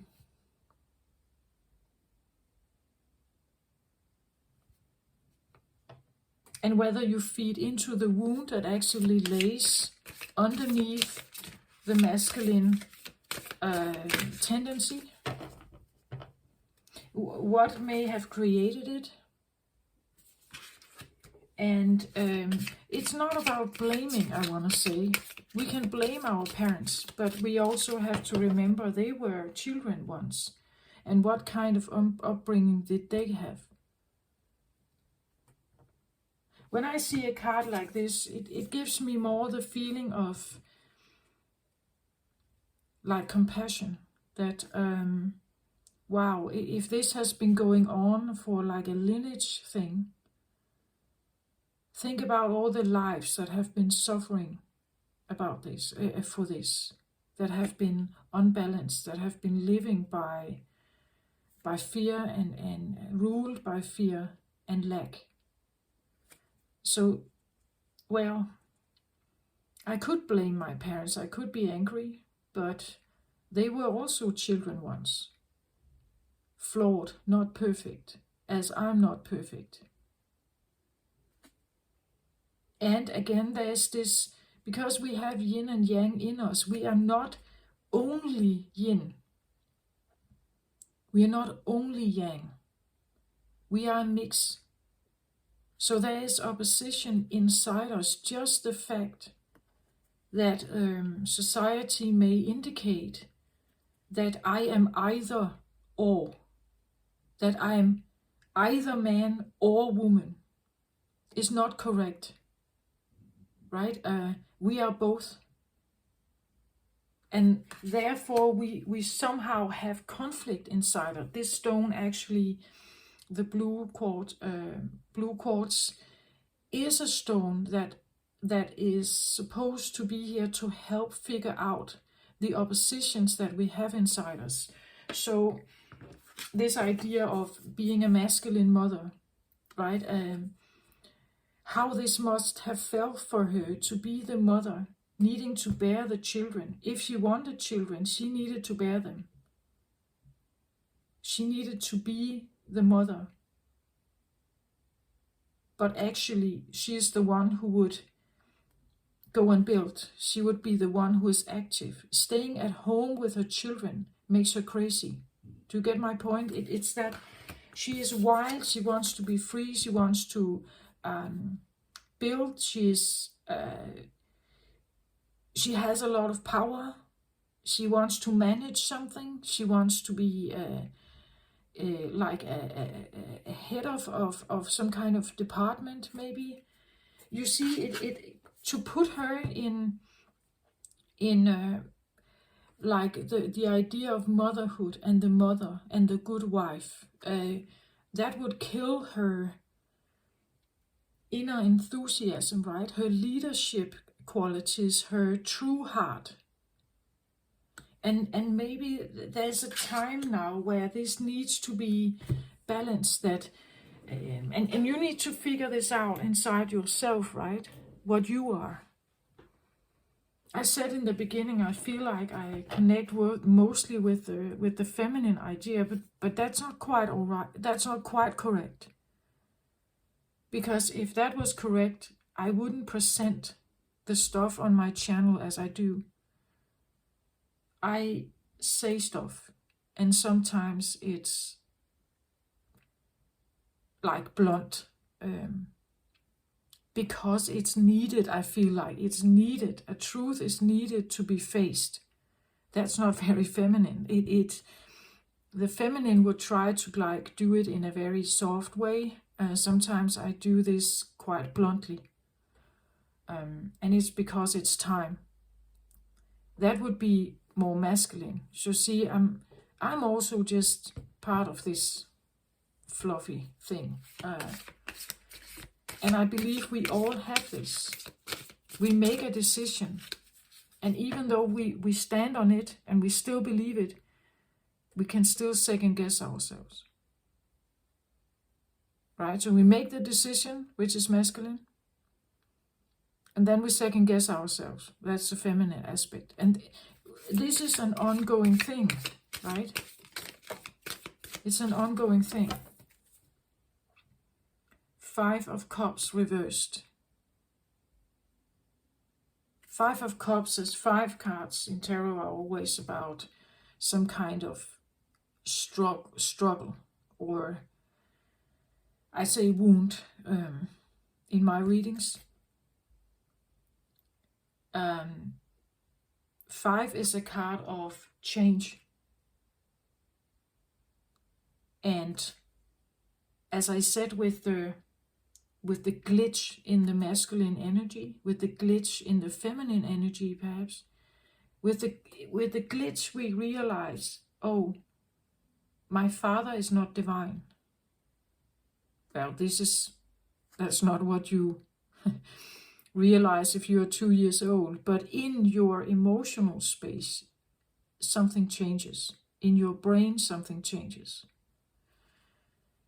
As an adult, I now say, oh, I just realized my mother is not divine. My father is not divine. Here on earth, my mother and father is not divine. I'm vulnerable here. I'm scared. I feel fear and everything, right? That's what may happen in a child. That's the change. 5 indicates change. That's the change that happens.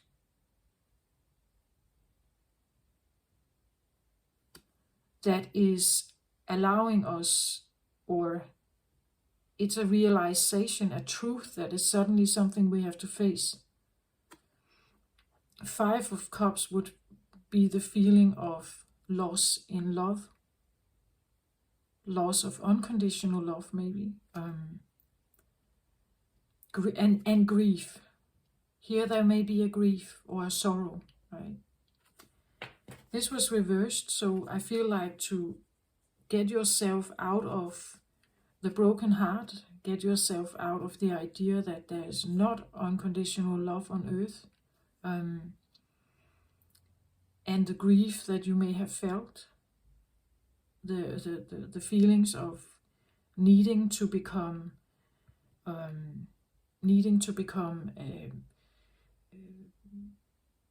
codependent, or needing to that you have put a lot of love or a lot of feelings into something, but it was all for nothing.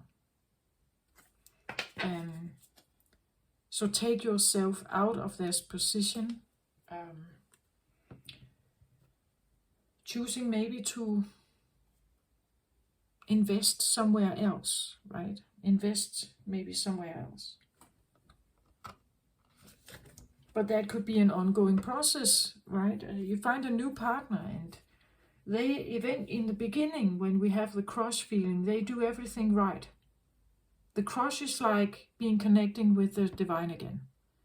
But then eventually they do something that disappoints us, and then it's like the bubble, the bubble is breached, right? And then you have the problem again here. You start doubting. You start doubting, and you check them, right? You look for more evidence. Then they do it again. Now we have one more proof, right? That they are not divine. They can't live up to your standard, but you're still dependent on them. Maybe. It's like an ongoing, unless you choose to figure out to do something else. Maybe you need to rely not on a human partner, but on a deity. That's why religion is here, I think. Religion allows us to connect with something that is supposed to be oneness, that is supposed to be divine. And therefore, unconditionally loving us, unconditionally supporting us and helping us. That's the idea of religion, right? That we can ask for this divine help and protection. Another flyer here is the King of Swords. Yeah, this can be me sometimes when I say something bluntly. Because he is mostly mind-oriented and not very heart-oriented.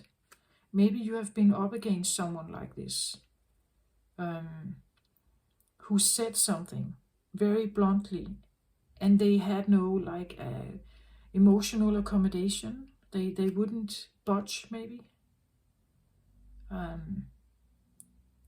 When I look at it, it comes across as like this metallic, a metallic titanium castle.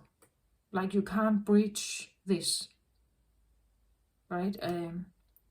They have certain opinions and you can't breach this. Again, they are not very emotionally vulnerable. Maybe you have been up against someone like that. And therefore you had to become accommodating because they were not. If you wanted them to keep you safe, you needed to become accommodating and doing what they wanted. Because they were not. They wanted it their way. They had their dogma. They had their understanding about the world. They had only one truth. And if you couldn't comply with that, well, then the door's there, right? That kind of feeling. So you had to become accommodating. And this is again where you put your will aside, your own needs aside.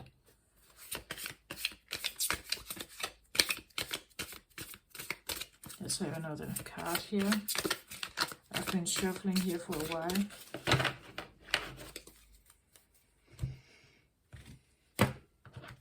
So there could be something about the mother, or at least I want to say the emotional side. The emotional side was not divine.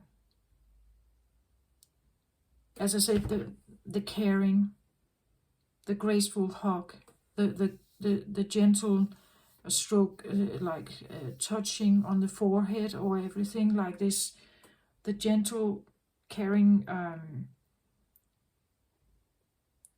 not forceful, right? The Divine Mother is this caretaking, beautiful, like she holds you, right? She is graceful and kind and loving and understanding and accommodating, and she helps you, right, with the needs that you have. If you didn't have that,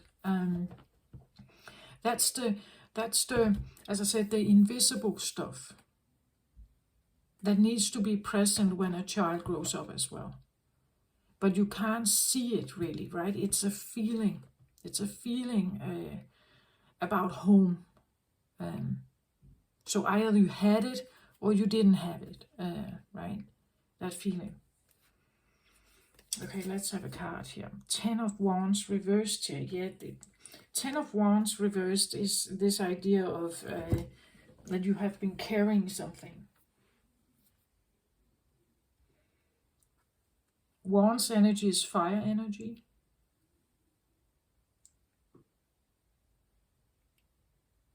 Interesting, today it comes across as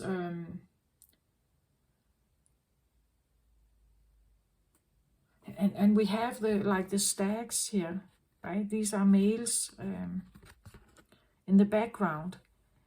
It's almost like it comes across as he's been carrying these wands on his back here, not showing them, just carrying them because he had to, watched here by others who were in charge, perhaps.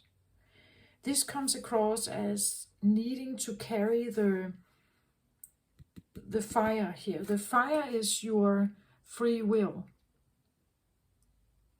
your confidence, but it comes across as tempering it, like you needed to keep it under control here. That you have been carrying it here, not saying anything about it. But it has been weighing on you that you couldn't show it, right? That you couldn't let it out. You couldn't, as I said, show excitement. You couldn't show aggression or anger. You couldn't speak your mind. You couldn't just be you. You couldn't follow your passion. You had to stay and do the hard work for someone here to make them content, right? You had to carry this burden of being someone else's supporter somehow and keeping all your own stuff inside here. That's probably too. It came out reversed, so this is what I feel like. It's like it's time to, well, 10 of Wands upright would be that you lay it down. 10s indicate endings.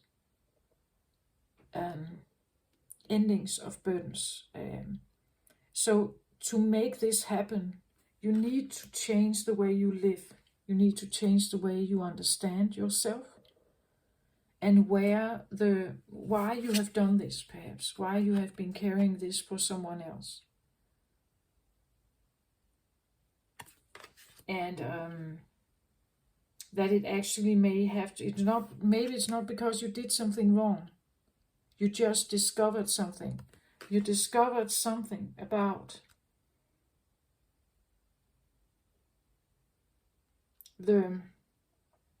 I want to say the emotional understanding in your home was maybe not present. There was no emotional understanding about you. There were no hugs. There were no support. There was no room for you to be held or regulated if you had an emotional response. You had to keep it hidden. The back, he's carrying it on his back here, but to keep it on the back side is something that is not visible. Something, well, in the front of a person, for me, shows something that is obvious. It's seen by others. People can detect it. Where this is more like it's hidden on the back, right? You have been trying to keep it in. Nobody should see this. But you have been carrying it with you. And it has become bigger and bigger and bigger here. More and more of a problem. The older you got, the more the problem grew for you. It became heavier and heavier for you to keep this present, or to keep it hidden, perhaps, here. Or to keep it in. It's like it wants to burst out. It wants to come out, right?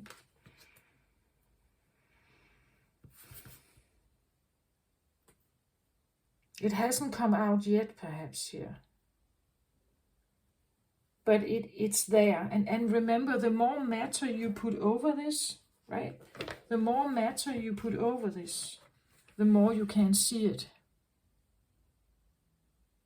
So the more you work, the more you buy, the more you keep up this materialist stuff, the more identity you have on this, the more you feed into this, you can't see this, right? You can't see this. You run from it, maybe. Maybe you don't want to. You're not prepared to do what it takes to figure out what this actually means for you. Maybe you're not prepared to give up the idea of the mother. That The emotional stuff is important because you need it to exist. It's basic. And then this other stuff here that is more light, you could say, it's more, it evaporates, as I said. It has to do with this, right? That underneath it all, for that kind of behavior, if you see this in someone else, well, that kind of behavior could stem from a lack of emotional support and guidance and being understood, emotional safety here, lack of emotional safety, and keeping it within, like needing to keep it in, because if I let it out, I cannot be held. Nobody will pick me up and save me. Nobody is going to help me regulate back into balance. I will die, maybe. I will lose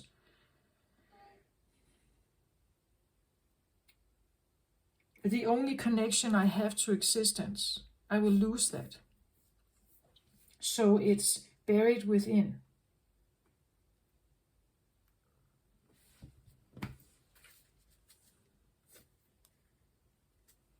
And then I have at the bottom of the deck Temperance here. So Temperance talks about blending of the waters when the time is right, when the time is ripe. And I feel like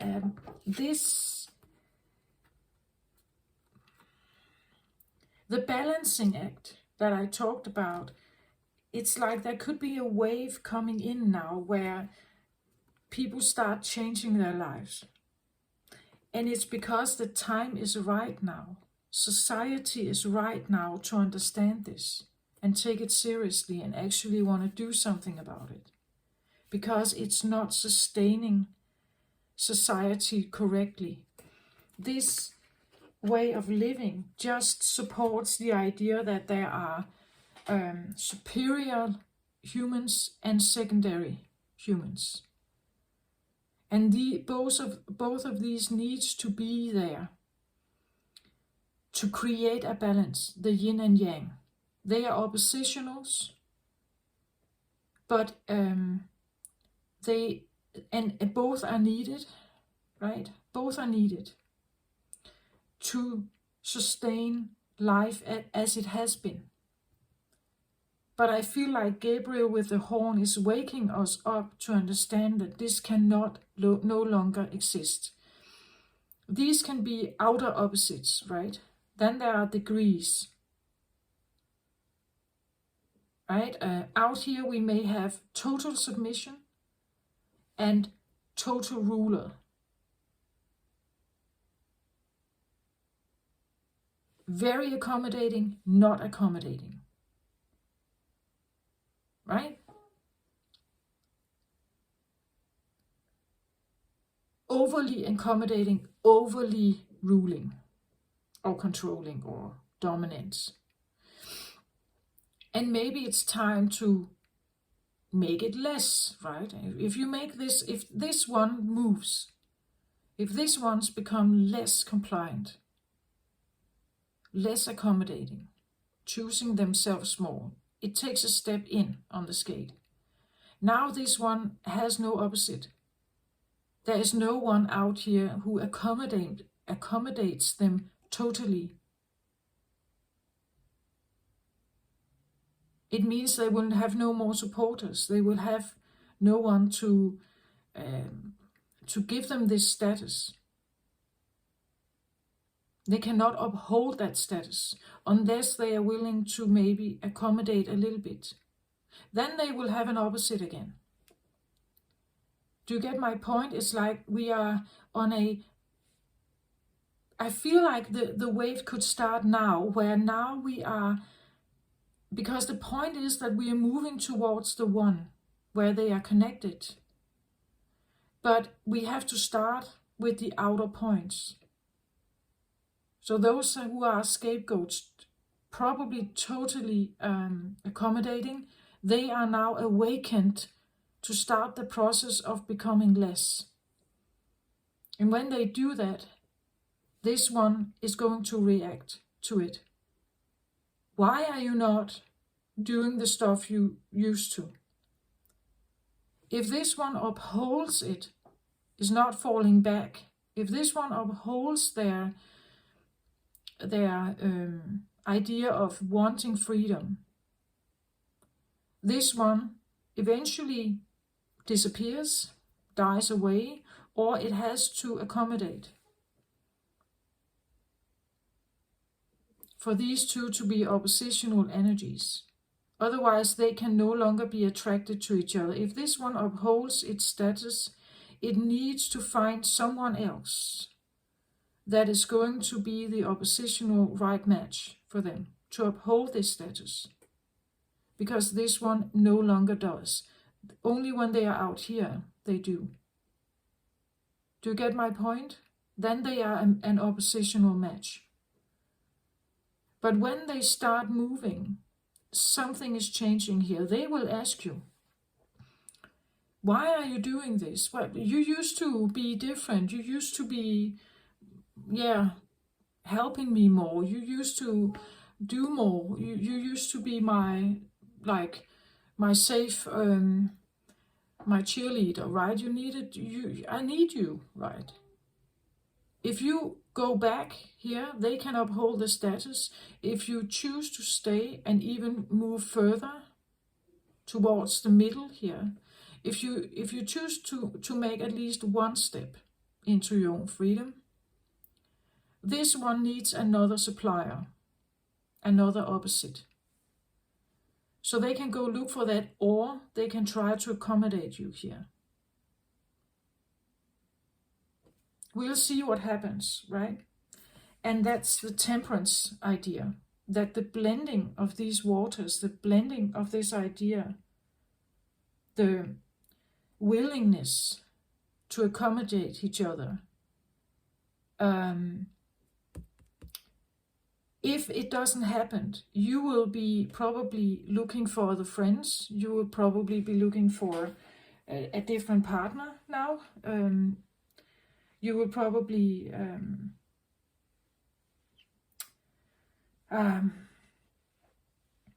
long for something else. And they will long for you as you used to be. But if you are choosing your freedom, it takes a while, right? It takes a while, and you may feel that you are disobedient, that you are a bad son or a bad daughter, that you should be ashamed, you should honor the elders, you should do all this kind of stuff. But if you maintain the step forward here, or the step towards neutrality here, or oneness, if you accept that step and you stay there and you keep it up, eventually this one over here needs to, if they want you in their life, they need to accommodate you. If they stay out here, it would probably create a split. So you have to be prepared for that. And that evokes the wound again. So I feel like this can be a slow process, adapting back and forth until you actually are ready to let go. This is the blending of the waters. Temperance is divine timing. It comes in divine timing. It cannot be forced, right? When you're ready, you're ready. And when not, you will probably fall back, right? You will fall back again. So that's what I feel like.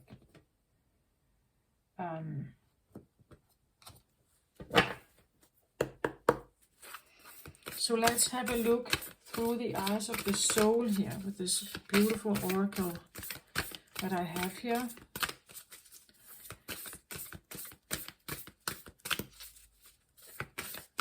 What it wants to tell us.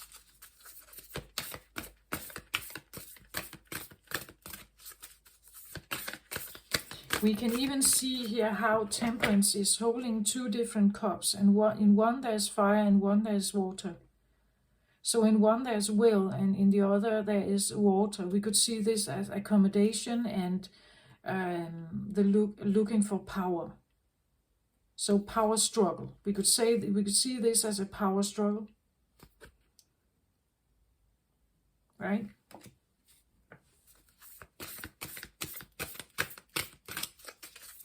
It could be the feeling of a power struggle within you or a power struggle with someone else. So there's something about, I have my period here.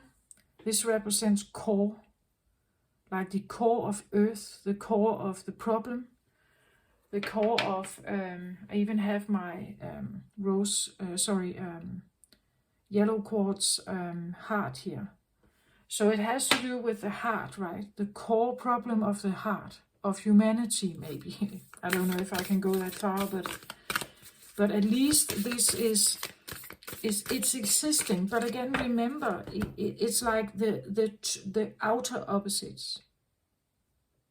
If you are on the scale here, you won't have that same dynamic going on, because these have it. They have a different sense of balance in them. They will have a sense of accommodation and disaccommodation, or boundaries, you could say. They will have the ability to say yes and to say no, and this one will too. So now they are a good match, right? But out here, we have the outer opposites. These are the most difficult one, more rigid one, the most rigid ones to move. But it's needed if we want to ascend, right? So someone has to start. This one won't start. Why should they? They feel in control. They feel groomed. They have always received yes and help and support. They won't move. Why should they? This one needs to move. The scapegoats, right? But you will be faced with all the fears. And if you are on this journey, as I believe I am, it's not, I don't think it's an easy one, right? I don't think it's an easy one. But just, you need to trust the core in you. That you're working for you have something, that it's a mission, right? Not just for yourself, definitely for yourself, but also for humanity itself, and maybe your children, right? That you create a change for them as well, grandchildren, and so on.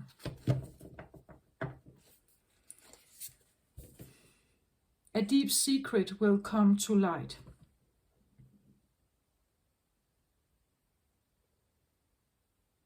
Yeah, this could be what I talk about, right? That the secret is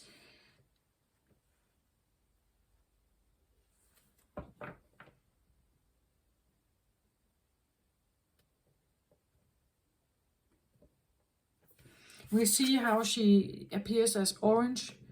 So this may have to do with the sacral chakra, the womb. Again, the inheritance of, again, maybe you have heard this even in your upbringing as a child, and your father comes from work and he's a bit tired, and you want to play with him, right? So excited you are, you run to him, you want to play with him. And then your mother says, oh, just leave him alone for a while, he's tired now. So what is she doing?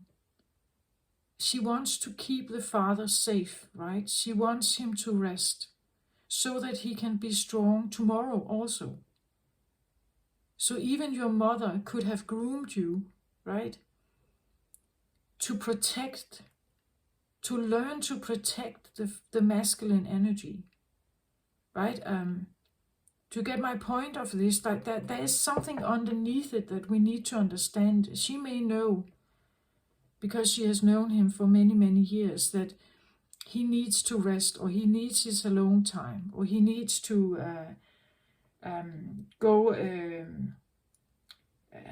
he needs to play football with his friends, because if he can't do that, he will build up some kind of resentment at home, and we will be the recipient of that. So I need to give him free time, right? I need to allow him. I am accommodating, and I'm accommodating his needs because I need him to be that strong tomorrow also. I accommodate that he sits and drinks a whiskey alone because I know if I interfere, he could become angry, maybe, right? But it also means that I cannot become angry. I cannot say no. I cannot say that this is not what I want. I have to accommodate. I have to be the one who is on the outlook for someone else's. In principle, you could say that she is actually sometimes sending a signal of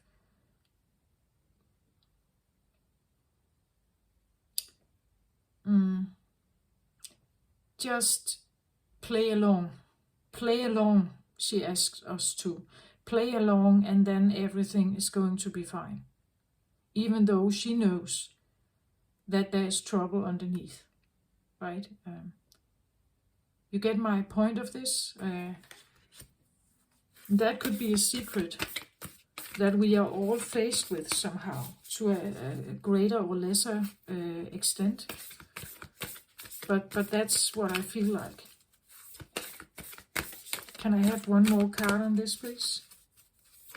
And again, depending on where you are, but if you feel like you have been in like scapegoat scenario, that you have felt like that all your life, annihilated, out in the cold, not accepted, not loved, all this stuff. There could be something in this for you.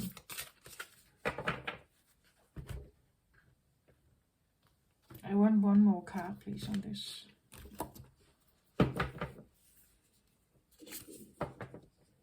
Embody ancient wisdom. Interesting, I had these two. I had them come out. Was it in the Pisces reading?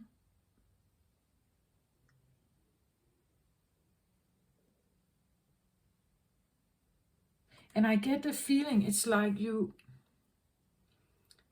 we need to embody something else.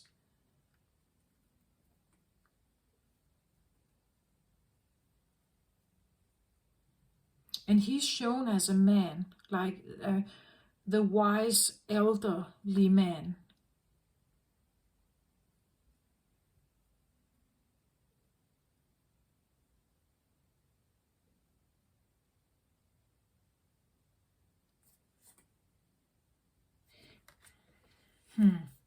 I get the feeling of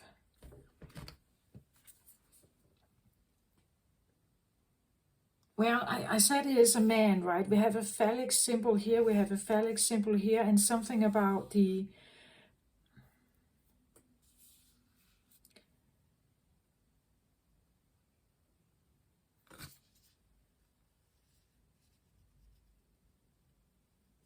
I want to get the book on this one. It's like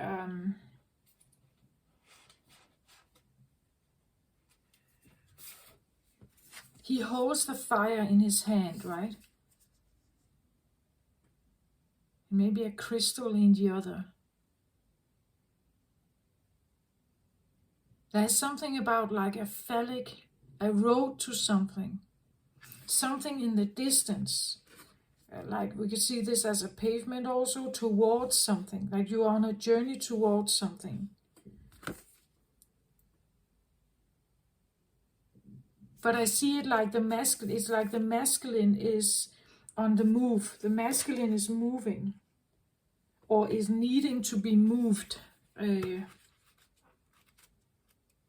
masculine energy is needing to be moved or changed, you could say. This talks about embody ancient wisdom. It says Merlin awaits.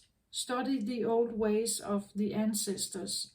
Their traditions and myths are relevant today and will awaken the sage within you.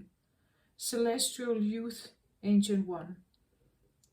The radiant prophet Merlin stands in the spot where the male and female energy lines cross in the Chalice Well Gardens, the point of spiritual androgyny. A Merlin was a bard and teacher of the Druid mysteries. The historical Merlin was called Merlin Emrys, Merlin Ambrosius. His castle is a hillock of crystal stones in Gwynedd, North Wales. The breathtaking view from the top of the enchanted landscape of Snowdonia,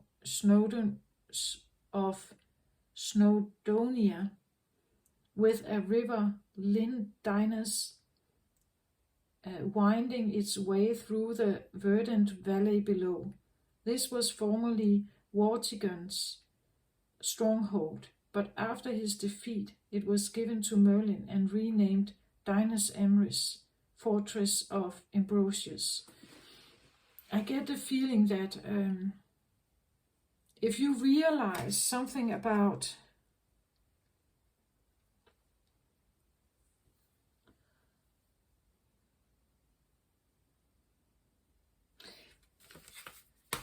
it's like, because I see this, she's wearing a cross here and see it a little bit like a temple knight actually. But she's a woman, right? And women could not be temple knights. But it's almost like has been embracing temple knight duties by holding maybe herself back, right? For a masculine, or for masculine needs to be met here. She could have been, what she's doing here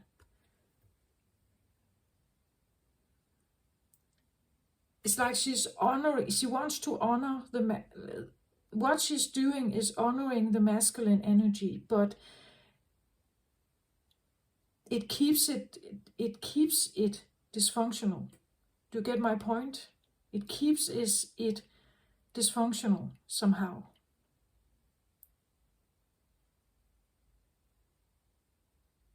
And what is awaiting is for her to embrace a masculine side of her that is changing. Right? That is a powerful magician or sage here.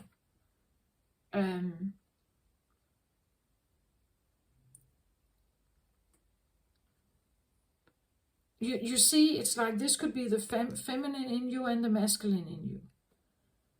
The feminine keeps you in a loop for now and is not allowing this one to come forward. He's still sleeping here. As long as you keep yourself here, you cannot embrace this, which is very masculine, right? This is a masculine sage, a masculine sorcerer, you could say, in old terms. Well, maybe you don't need to be a sorcerer, but it's something about changing masculinity and holding a holy fire, right? Seeing something else. Being connected with something else. Maybe working a lot with crystals, or being enlightened by crystals. Maybe you need to visit this cage. Now I have like a ringing in my ear. Maybe you need to visit this this cage in North Wales. Or maybe just if you can find pictures of it online, maybe that's enough of awakening. Maybe you this could look a little bit like an amethyst. Maybe you need to work with amethyst crystals.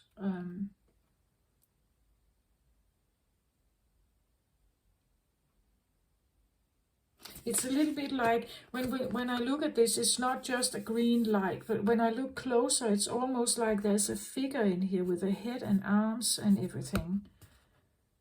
It could be the feeling that of a transformational time of humanity or something.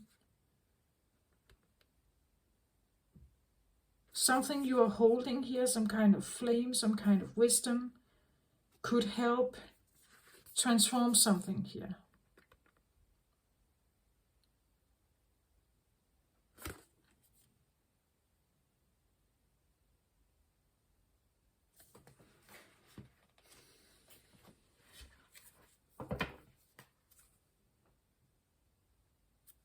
And at the bottom of the deck, I get love with an open heart.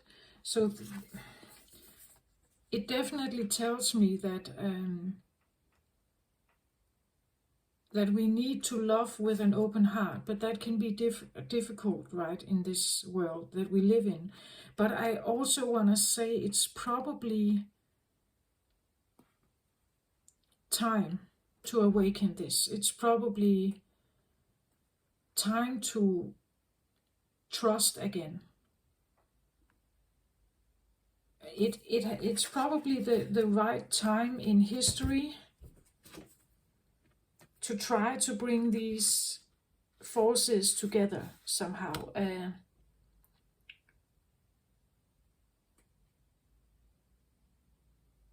There has not been another time in history for a very long time, at least thousands of years perhaps, where this could be done. Where you could bring emotional energies with fire energies, bring them together, or start bringing them together, blending them. Well, we know that, right? In history, well, when the temple knights were actually active, they acted on behalf of the church, looking for witches, right? And they burned them at the stake, or killed them, drowned them. Sorcerers were decapitated, right? All kinds of magic were banned. It was against the church. Church is also very masculine. The idea of priests and the Vatican and everything, it's very masculine. Masculine dominated. There are no female priests there.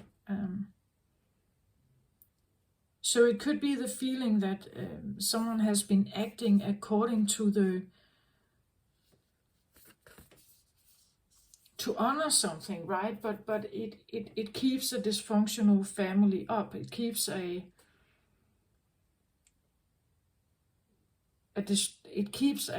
wrong picture of something.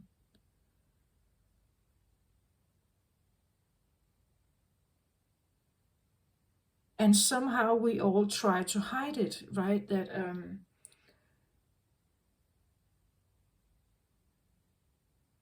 in civilization, there is no room for rage.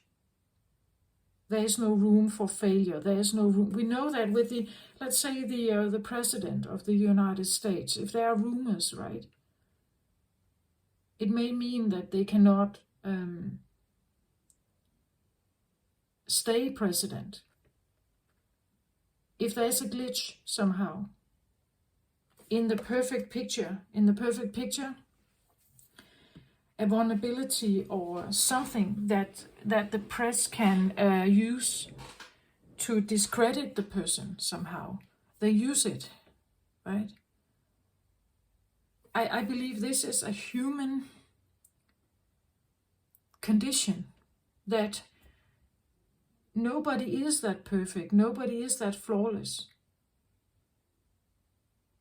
I want to say even a guru, an Indian guru who has been sitting and meditating for the last 40 years, they probably also have flaws. But they would also never indicate otherwise. They know that. But it's this idea, when we bring idealism and divinity into the picture, we get in trouble, right? Because the human condition is not like that. But why do we try to keep that mask up then? We try to show our very best to the outside world. We try not to show the things where we are unregulated. We try to show them the best. And when it glitches, someone needs to come in and fix it, right? Usually the feminines do that. Women or men who are quite good at bringing in the feminine energy. But we keep this picture up, or we try to create this mask that we, in society and civilization, that we need to be this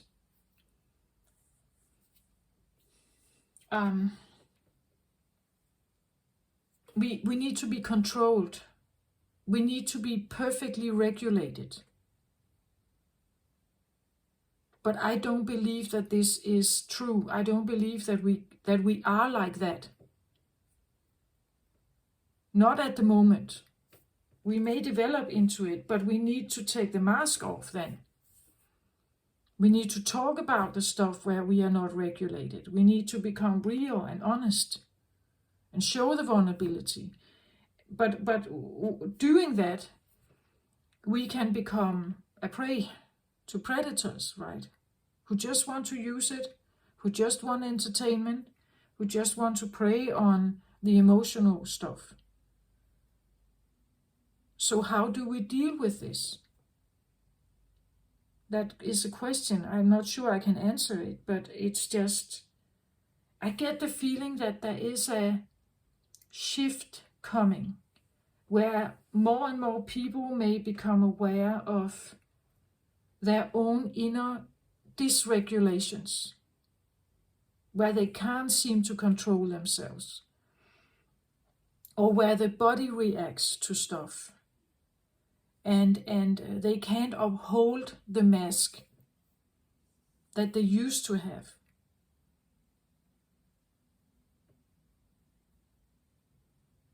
There could be the feeling of more and more diversity showing up, more and more ways of being. We can even see it in sexuality. At some point we had just man and woman. And the dogma was that a man would be married to a woman, and they would be heterosexual, and they would have children in holy matrimony, in holy marriage. That was the only understanding. But then something developed, right? Suddenly homosexuality became a thing. It still is.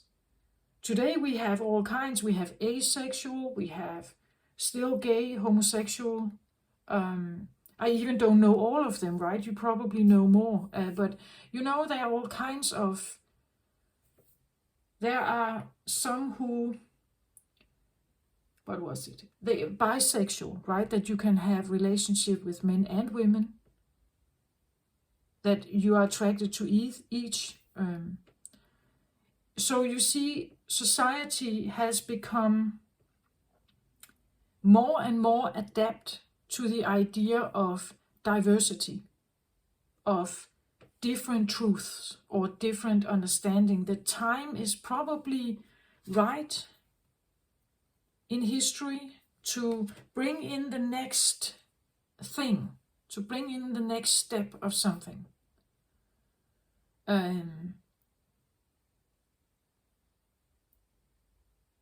Because there has been enough glitches, right? There has been enough of imperfection.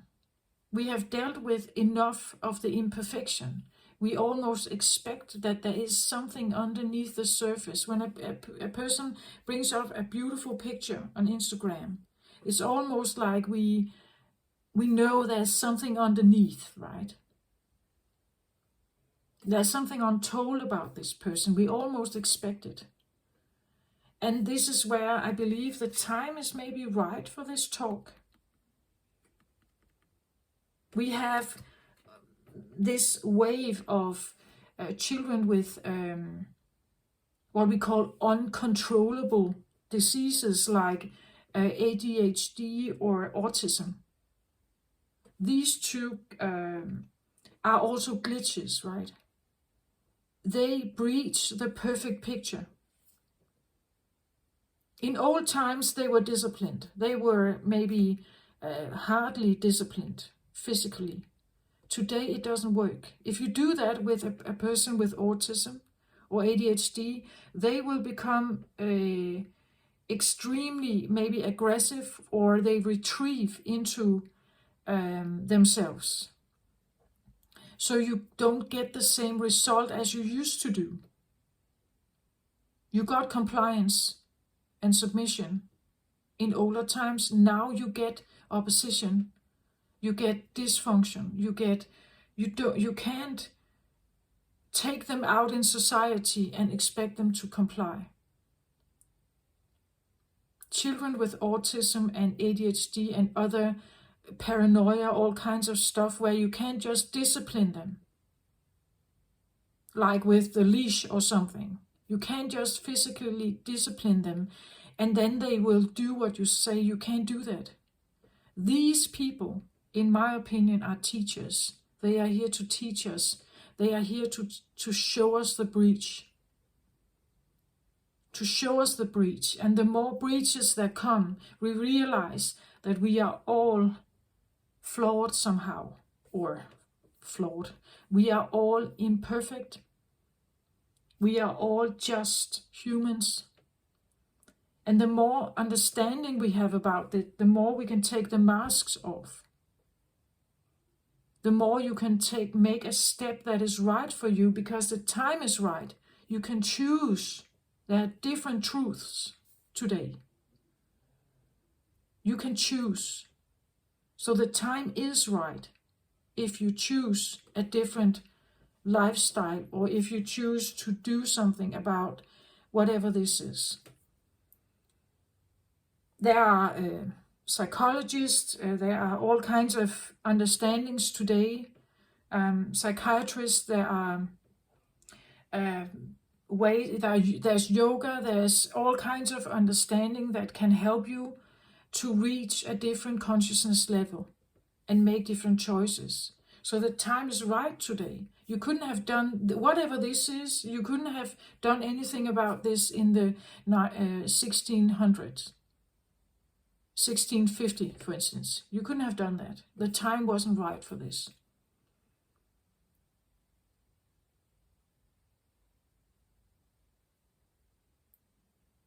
So this is what I have for the equinox for you.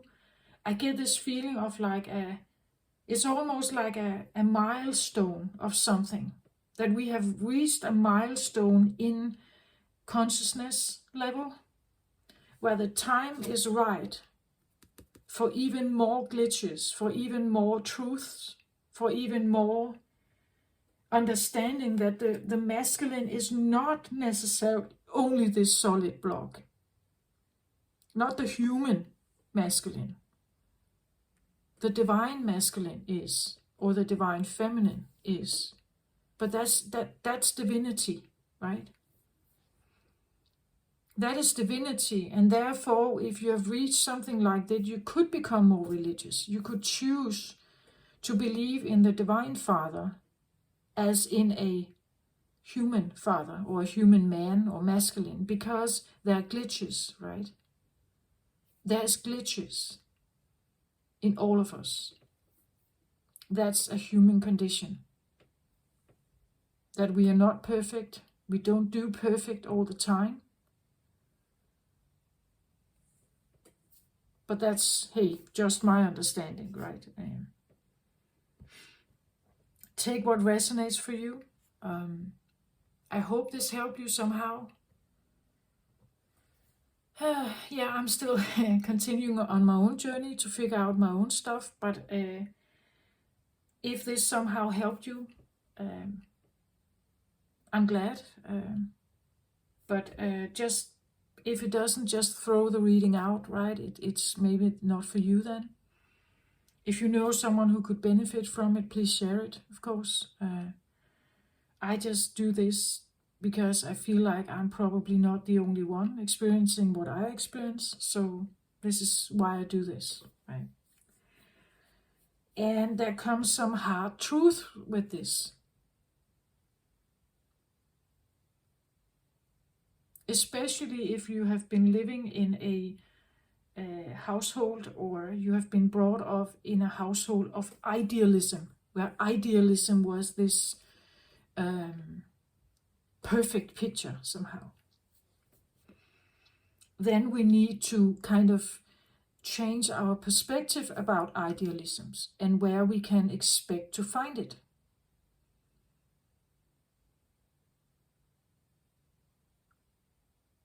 Therefore, we also need to mature and realize living and expecting or wanting to connect with safety means that if I connect with another person, I can expect a certain amount of safety, maybe a certain amount of emotional connection and satisfaction, but there will also be something else. There will be the glitch, and I have to somehow mature into that. Take responsibility for myself if that happens, when it happens.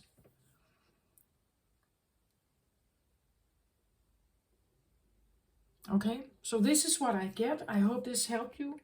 Please take care of yourself during these times. This equinox period could be a time of some kind of revelation. So take care of yourself. I wish you the very best out there to all of you during this time. Love and light to you all. Bye-bye.